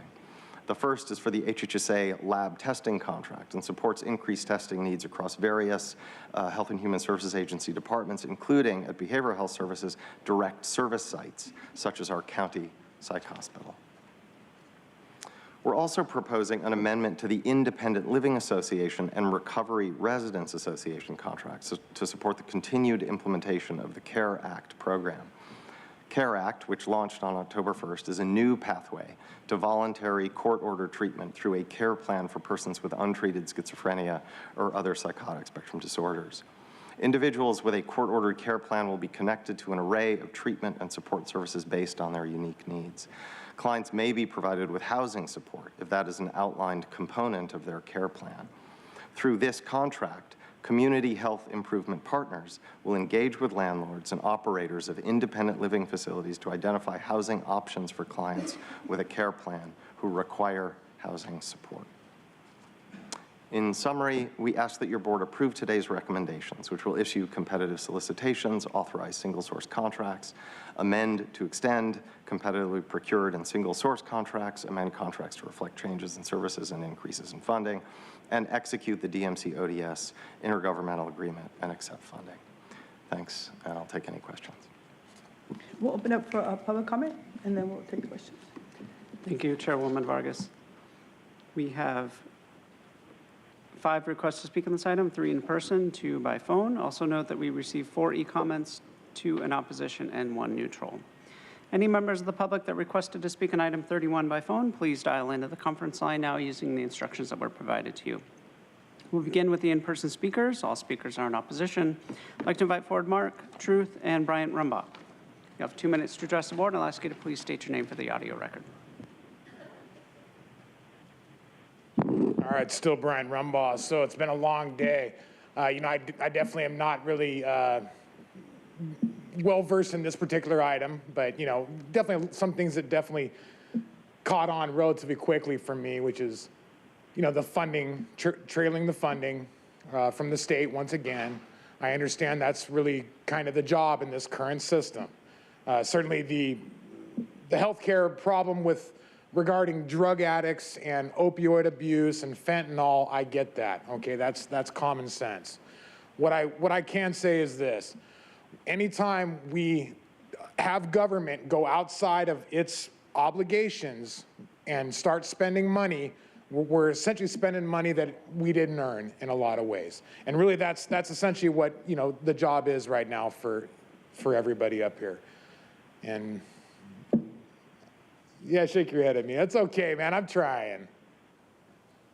On that last one, you did talk about the voters in California with reproductive freedom, and that was actually probably the lawmakers, the legislature of this state. You know what I'm saying? We really lost course of the Republican form of government, and it's something that we need to bring back. We got to get creative, and it does start with kind of like what I was talking to you. Taking the money out of politics, engineering an engaged society. I don't want to remind you to You're good. Topic. No, you're good. I know. All I'm right. always off topic.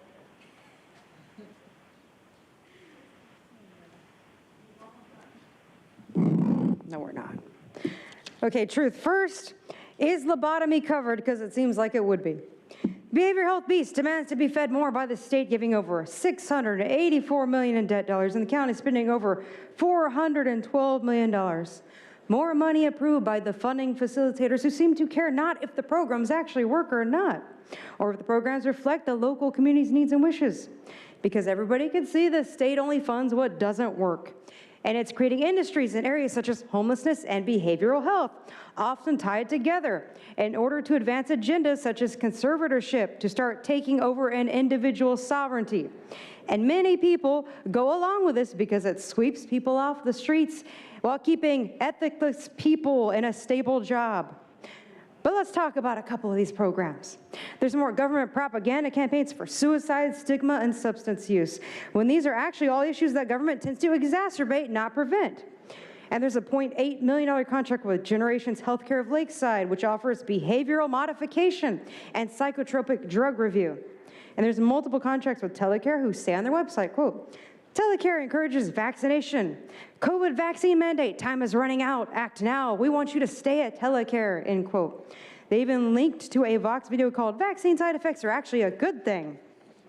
And there's a Breaking Down Barriers program, of which the Jewish Family Service website says, quote, we provide cultural humility, cultural competency training, and introduction to anti-racism, understanding oppressive systems, and activism fatigue, the importance of rest and sustainability for activists, end quote.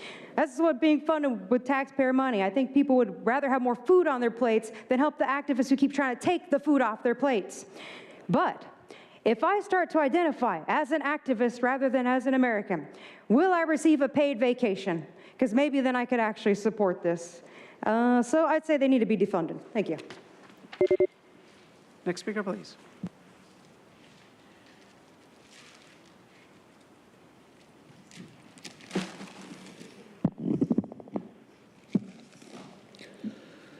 Mark, I don't support this because you start early. I don't support this because, for one thing, you're funding mental health services, which means the pharmaceutical company is paying you guys a lot of money and is going to be drugging people.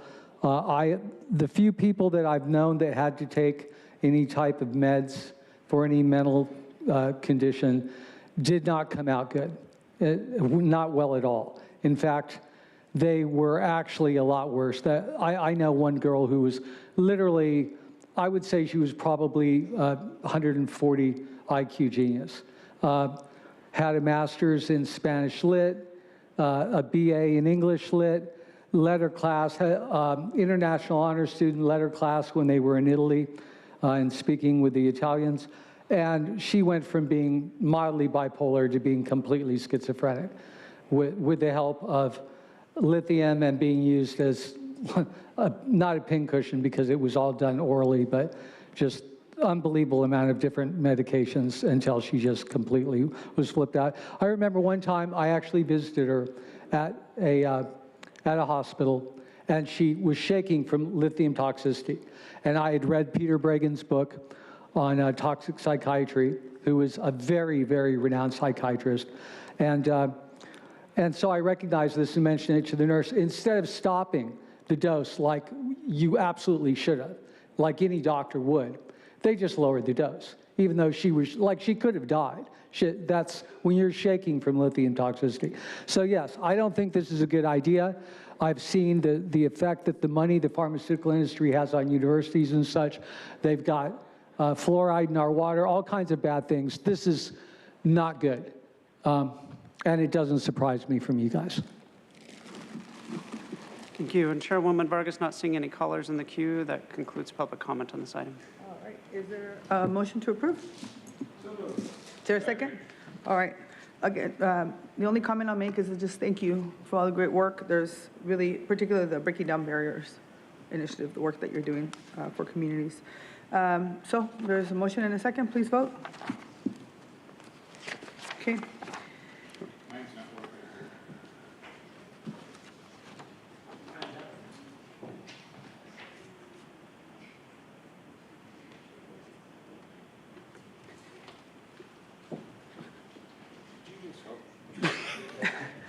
Chairwoman Vargas. That motion passes unanimously with all supervisors who are present voting aye.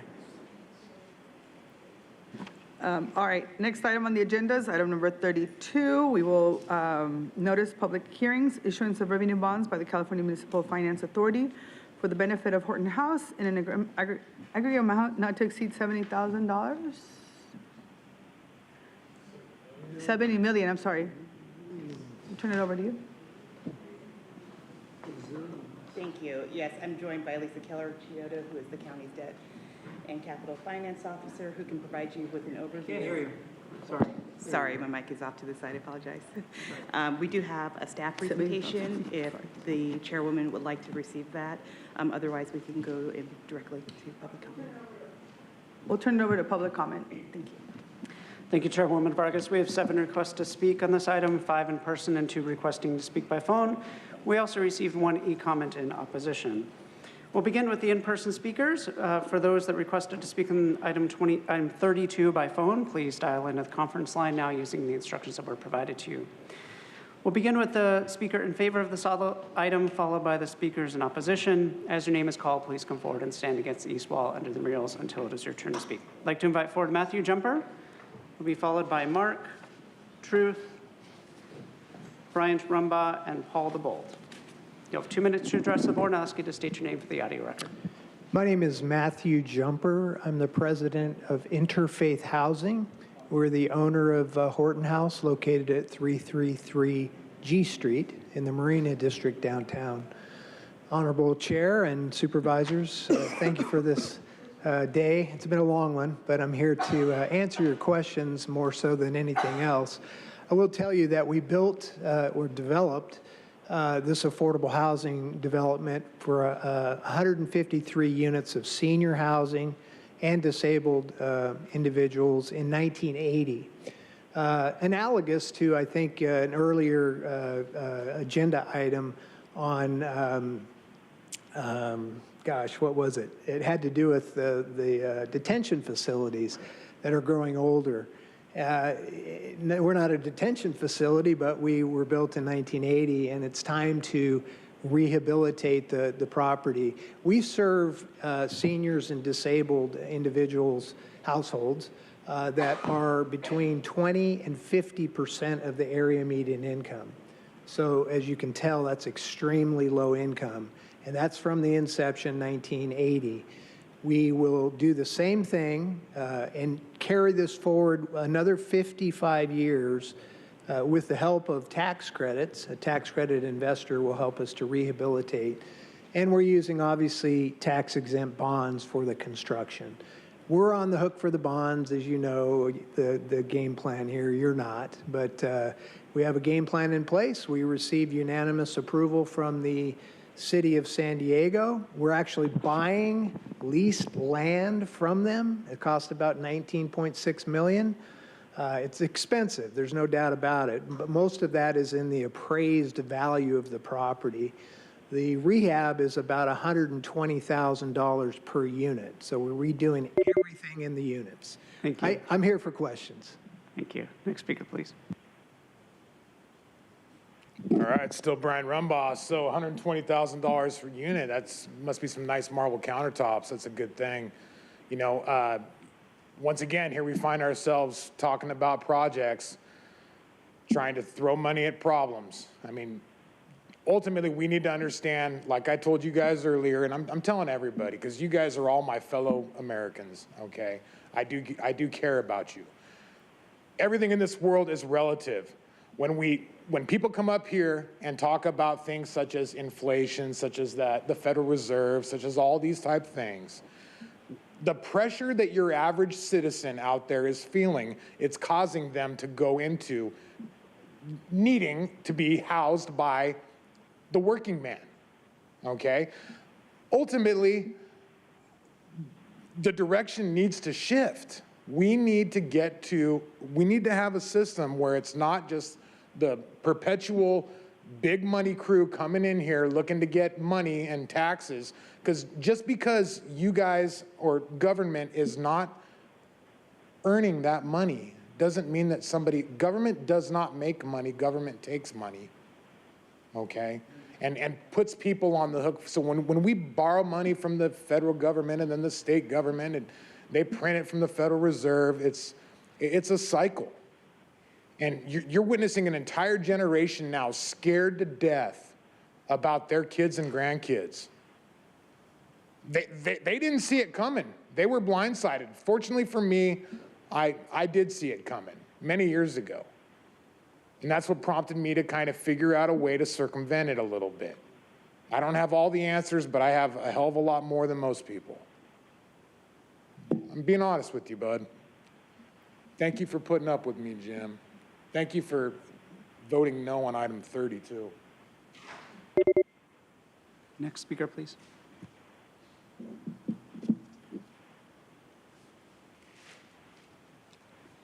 Mark, I'm quoting from your book here.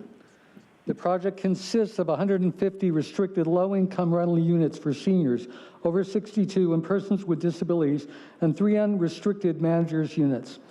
So 150, if you take 70 million and divide it by 150, and I'm not making this up, I just did the math on a calculator about a half hour ago, and the number is 466,666.66666667. A lot of sixes there, interesting. But anyway,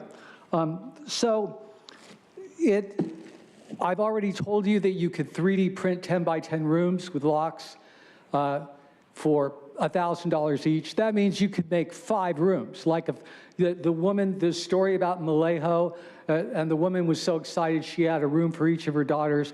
Well, you could have 5 rooms for $5,000, not $466,000, not $500,000, like $498,000, like the other housing project we were talking about a while ago. And you could still make the common area, the restrooms, the eating area, and the computer lab, and reintegrate them back into society. This is a scam. It's not the company's fault. They do business, but the fact is they are part of a scam because he just said he's leasing some of the property from you. So basically our tax dollars are going to, you've bought land, you're selling it at a profit. We'll never see the profit. That's the comprehensive annual financial report you'll never tell anyone about, that you have probably 40 times as much money as the whole budget. And you've taken our property, you're leasing it, you're going to make us pay. And for property we bought for your corporation with our money, rentals that we built, and now you're going to subsidize them with our tax dollars for rent. It's a scam. Next speaker, please.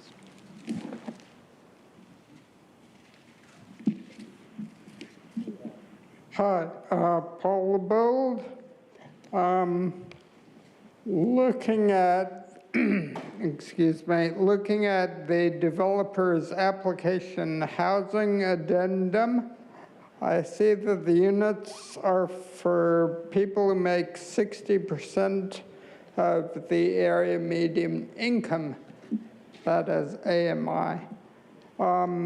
There is an affordability crisis in this county. I don't know if you noticed, but most of us do.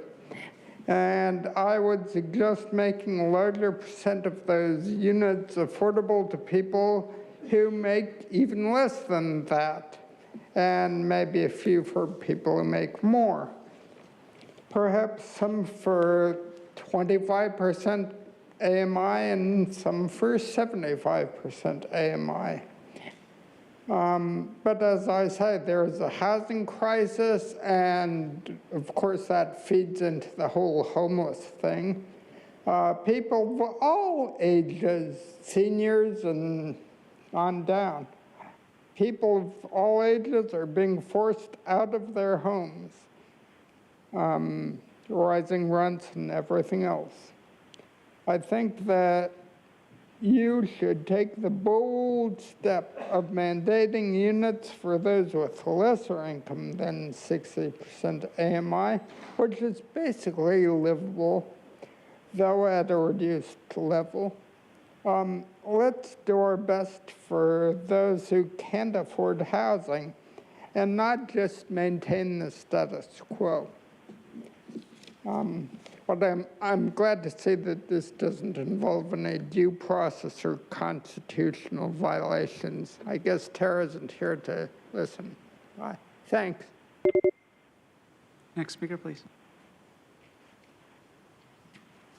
Did you guys get that bold step from Paul the Bold? Thank you. Truth.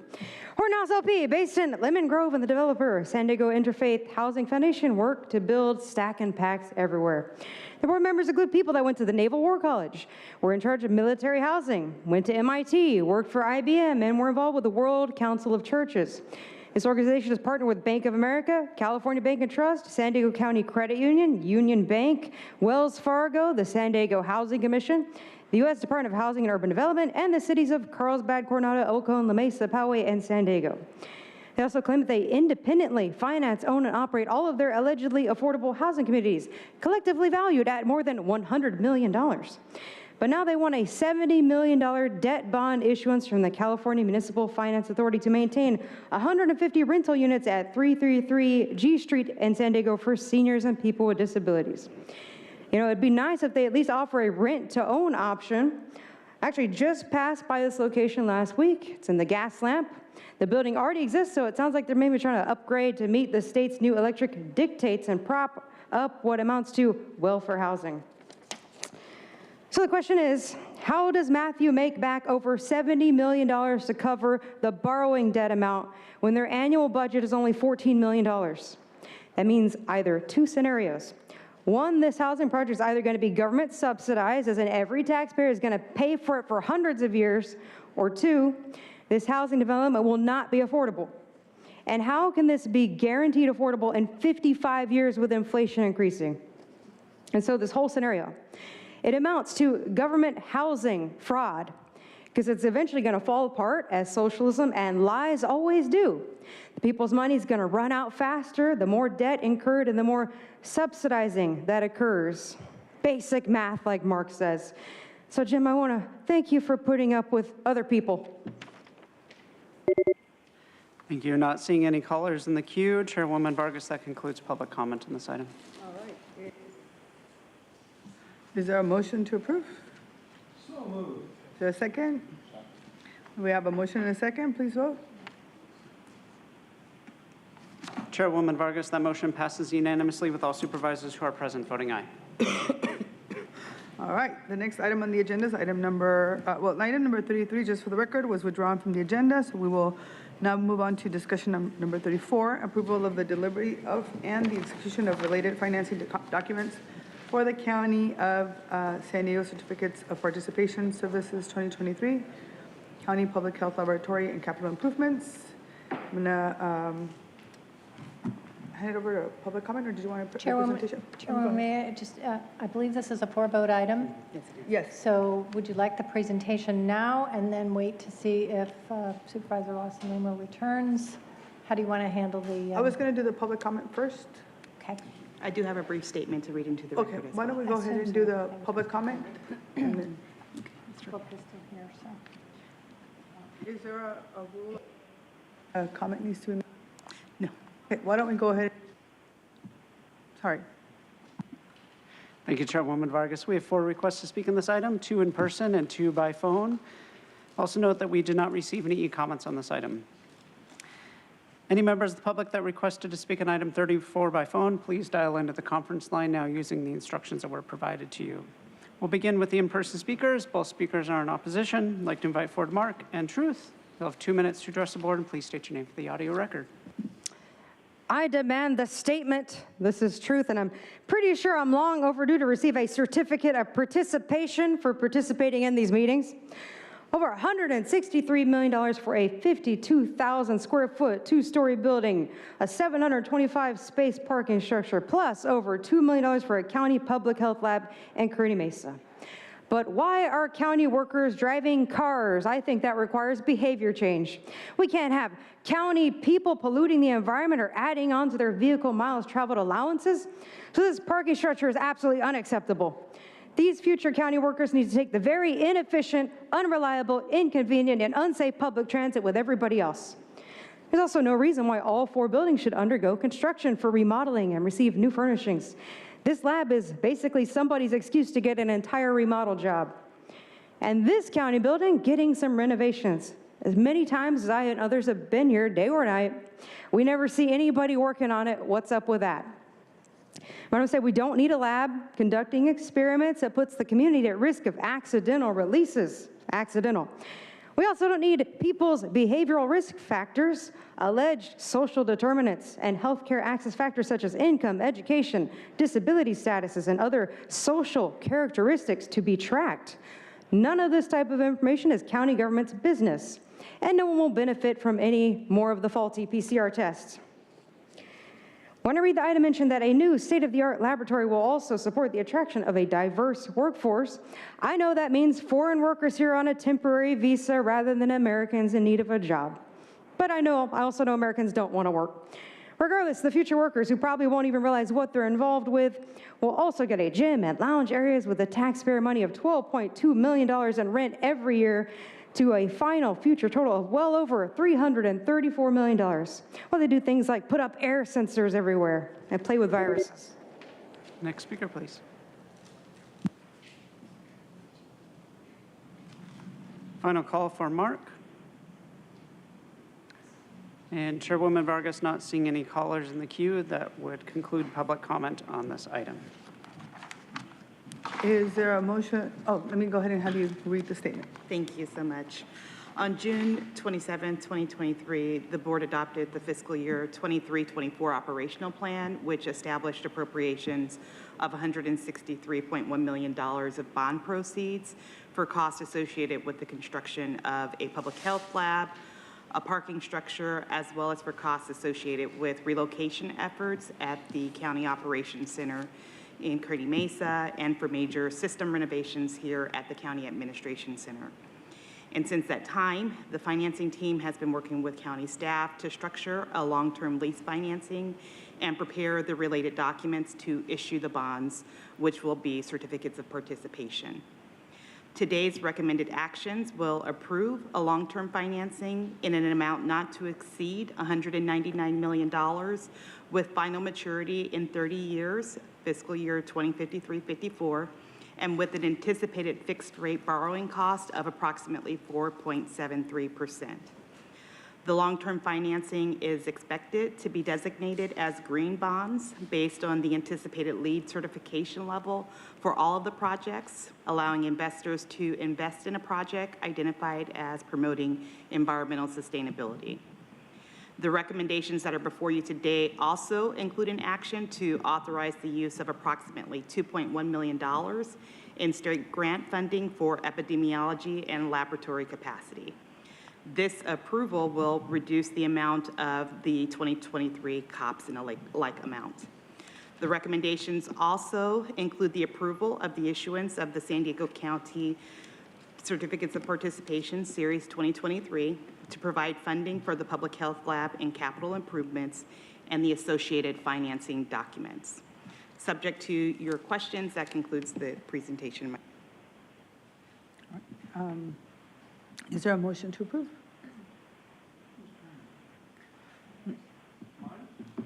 Move to approve. Is there a second? I'm happy to second. There's a motion and a second. Any further discussion? Nope. All right. Please vote.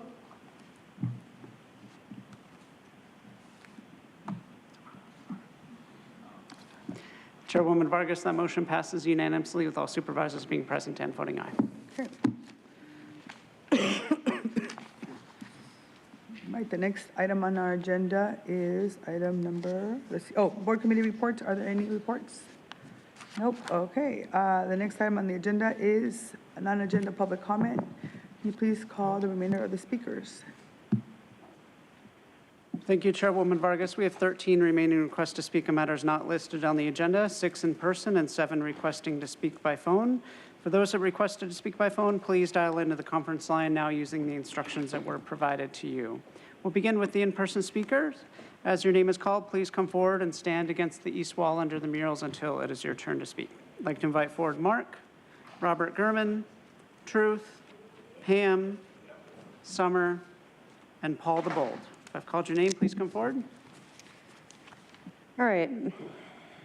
First, I want to talk about the importance of non-agenda. Nothing is more representative of the First Amendment than the non-agenda portion of a meeting agenda. And that's because representatives, or seat-filling funding facilitators, have their topics of interest, different districts have their topics of interest, and individuals have their own individual interests and concerns that are often not on the agenda. All are just as important as the next and are entitled to equal representation. That's where non-agenda comes in. This is a person's opportunity to have their voice heard and represented. To have that opportunity impeded in any way, whether topic limitations, volume limitations, or time reductions, is for public servants to violate the oaths to the Constitution they claim to have taken, to subject the American people to tyrannical despotism with a conspiracy of censorship. And I heard this gentleman say this yesterday. The United States is responsible for the Constitution and the upkeep of it. The content of it has to be respected. Otherwise, it does not exist. Something to consider. Now let's talk about compromise. A lot of people in local government like to say that the state keeps making them implement new totalitarian measures. The reality is that a charter county or city can choose their own path if they want. The failed representatives refuse to dissent because they either fear loss of political support, blackmail, or lawsuits. And more importantly is the issue of individual compromise. Too many people are willing to compromise their own values. All who engage in this behavior lose respect from the public and end up destroying their own self-respect in the process. Their values, morals, and ethics sink into the inhuman bureaucracy. So many people who came in saying they're going to change things, compromise themselves into submission and conformity. I say the seat often changes the people, not the other way around. But it's up to each person to choose to be the hero of their own story rather than a victim. Thank you. Next speaker, please. Slideshow. Deal. Thanks. Ready? Am I good? Somebody say something. Okay. Robert Gurman, Lakeside. San Diego has more than 16 airports. These slides show what happens every day at San Diego airports. Now that the 3 government health agencies, EPA, California Department of Public Health, and San Diego Health and Human Services, whose job description is to protect us from toxins, these 3 agencies have all declared that leaded avgas is an endangerment to people. I respectfully recommend San Diego County airports to install vapor recovery systems at all of our airports to catch leaded fumes from the delivery of leaded avgas to the fueling of airplanes. When a hose is broken, AKA detached, disconnected of a delivery hose, fumes are released. When planes are fueled, as this 3rd slide shows, fumes are released. Does this young worker know the impact of those leaded fumes on his health? Do the immediate neighbors around the airport know the health impact of leaded fuel? Shouldn't there be a Prop 65 sign posted at all airport fences now that there has been an endangerment finding by the EPA on leaded avgas? Is it the county's duty, not the FAA, to protect us on the ground? The last slide shows the end result of leaded avgas being released into our air by a twin-engine aircraft. Well, we're almost there. The FAA calls the black marks under the wings behind the engines gaseous leaded fuel residue. The county's responsibility, if I understood Chairman Vargas just a minute ago, the county's responsibility is education of health issues. This is a health issue. Thank you. Thank you. Next speaker, please. Hi, it's Summer Boger again. I propose, just as we have this novel idea of stating our pronouns, that all government employees, I'm proposing, should have to state their ideologies after their names so that we can proudly share more of our true selves. Whether they are Satanists, anarchists, humanists, Marxists, communists, Muslims, Jewish, or Christians, or one of the many other ideology spectrums, we should have to state it on our name tags. I think that would be a great thing. It would really bring us together and show our diversity. Feminism, I'm just wondering, is that too taboo of a word? You know, like boy, girl, mom, dad? We're just erasing those words now. And I request that we have an ideology day, because now we have a Planned Parenthood day. Just think an ideology day would be so awesome. And I noticed that Tara Lawson left before the end of the meeting. I don't know why she's allowed to do that. And I stayed here because I recognized that when we were honoring veterans for Veterans Day, which is pretty important, she chose not to be in the room. So I just wanted to point that out to everybody as we come to a close today and say Happy Veterans Day.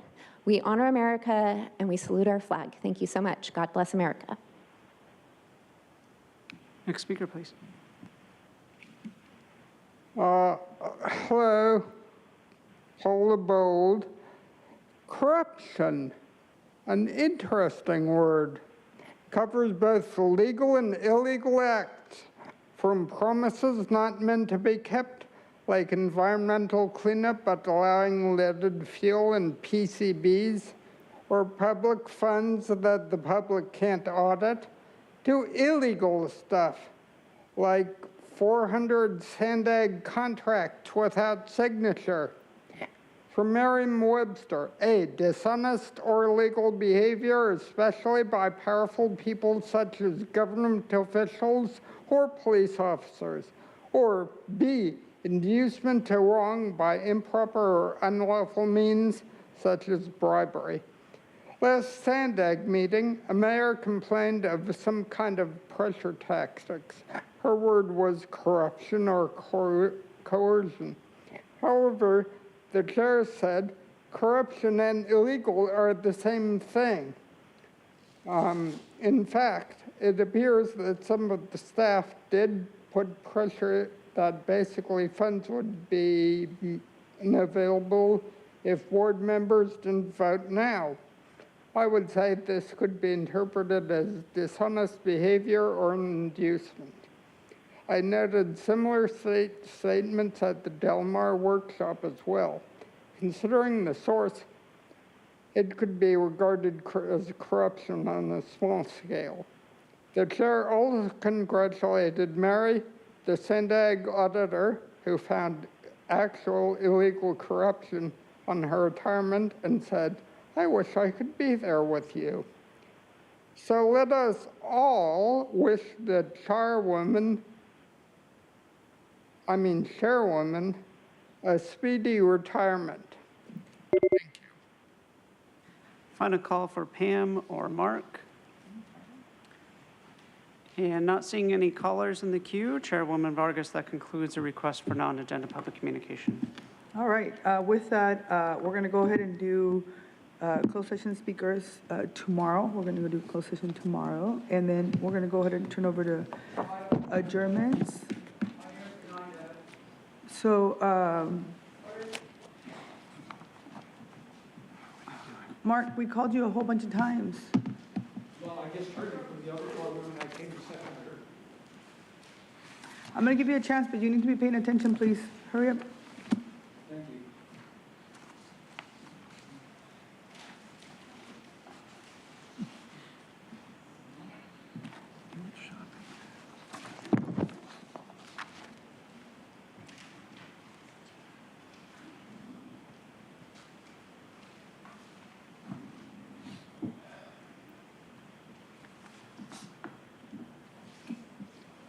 Okay. I'm just going to help. Which is, you guys will probably like that because I can't be nearly as concise. So I don't even have time to find what I wrote. 2 minutes is absurd, but I'll do my best to just improvise. So the border is completely overrun. Our systems are overwhelmed. We literally, Jim Desmond just said it's a matter of national security, and it is. There are articles stating that that 5,000 people are headed here, and that nations are conspiring against us. That is an invasion. Considering that we already have 8,000 people a day or something coming over, and that basically, even if they go to other places, even if 98% go to other places, like articles I've seen, just that 2% mounting it's probably doubled our homeless. Our programs are overwhelmed. We cannot afford it. It is your responsibility, Nora, despite your mandates of UN Agenda 21 that you're doing at Sandag and here, Americans are being murdered by people coming over the border. There are terrorists. The Border Patrol was just warned that Hamas and Hezbollah they expect them coming over the border. They found bombs. They can't catch all the people. They're coming. They're here. And more are coming. And the best thing you could do if you actually cared about the public at all is to temporarily close the border. You could build 3D print houses all along at least San Diego County's border, which is about half of California. With the 3D printed houses I was talking about, it would cost $120 million, and then you could control the border and actually have people come in that are allowed because you want them to, and have a real country that is not invaded and overridden by people who are murdering our citizens. And it will be on your head if you don't do something about it.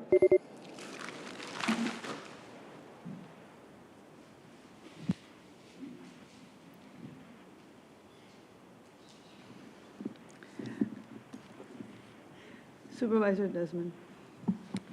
For the adjournment? Okay.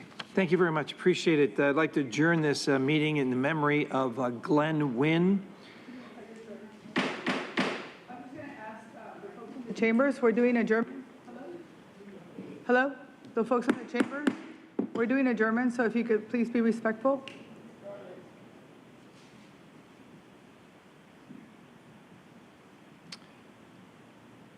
Thank you, Chair. Again, I'd like to adjourn this meeting today in memory of Glenn Wynn. Glenn Wynn was an only child of Glenn and Alice Wynn of Philadelphia, Pennsylvania. He graduated from Pennsylvania Military College in 1962 and served as a Marine during the Vietnam War. He continued his career as a Secret Service agent during and after the Nixon administration. Later, Glenn became an airline security expert with many years working for various different airlines. Glenn was a proud husband to Rosemary, father of 5, and grandfather to 10. Glenn volunteered his time generously, most notably as Captain Book, a character created in the San Marcos Kiwanis Club to bring joy and reading to children. Annually, he facilitated the giveaway of many books to kids throughout the holiday parade route and in their schools and classrooms. He gave an abundance of time, and to my knowledge, many community organizations that he belonged to. He was a guide on the USS Midway, chairman of the Budget Review Committee in the city of San Marcos, a San Marcos Kiwanis Club member where I met him, and many more. He was very involved in the San Marcos community and left a positive imprint on the lives and in the organizations he touched. His volunteer work throughout San Diego County made our community a better place, and he will be greatly missed. Rest in peace, Glenn Wynn. Thank you. I will be doing the next 2 adjournments, and the first one is in memory of Josefina Ramirez Noticia. She was my Hope sister, and so today I am adjourning in memory of her. She was the director of early childhood dual language and English learners on the early childhood team and based in Sacramento with the Children Now organization. She dedicated her life to ensuring that every child had the opportunity to flourish in their formative years. Her tireless efforts, unwavering commitment, and boundless compassion left an indelible mark on the lives of countless children and families.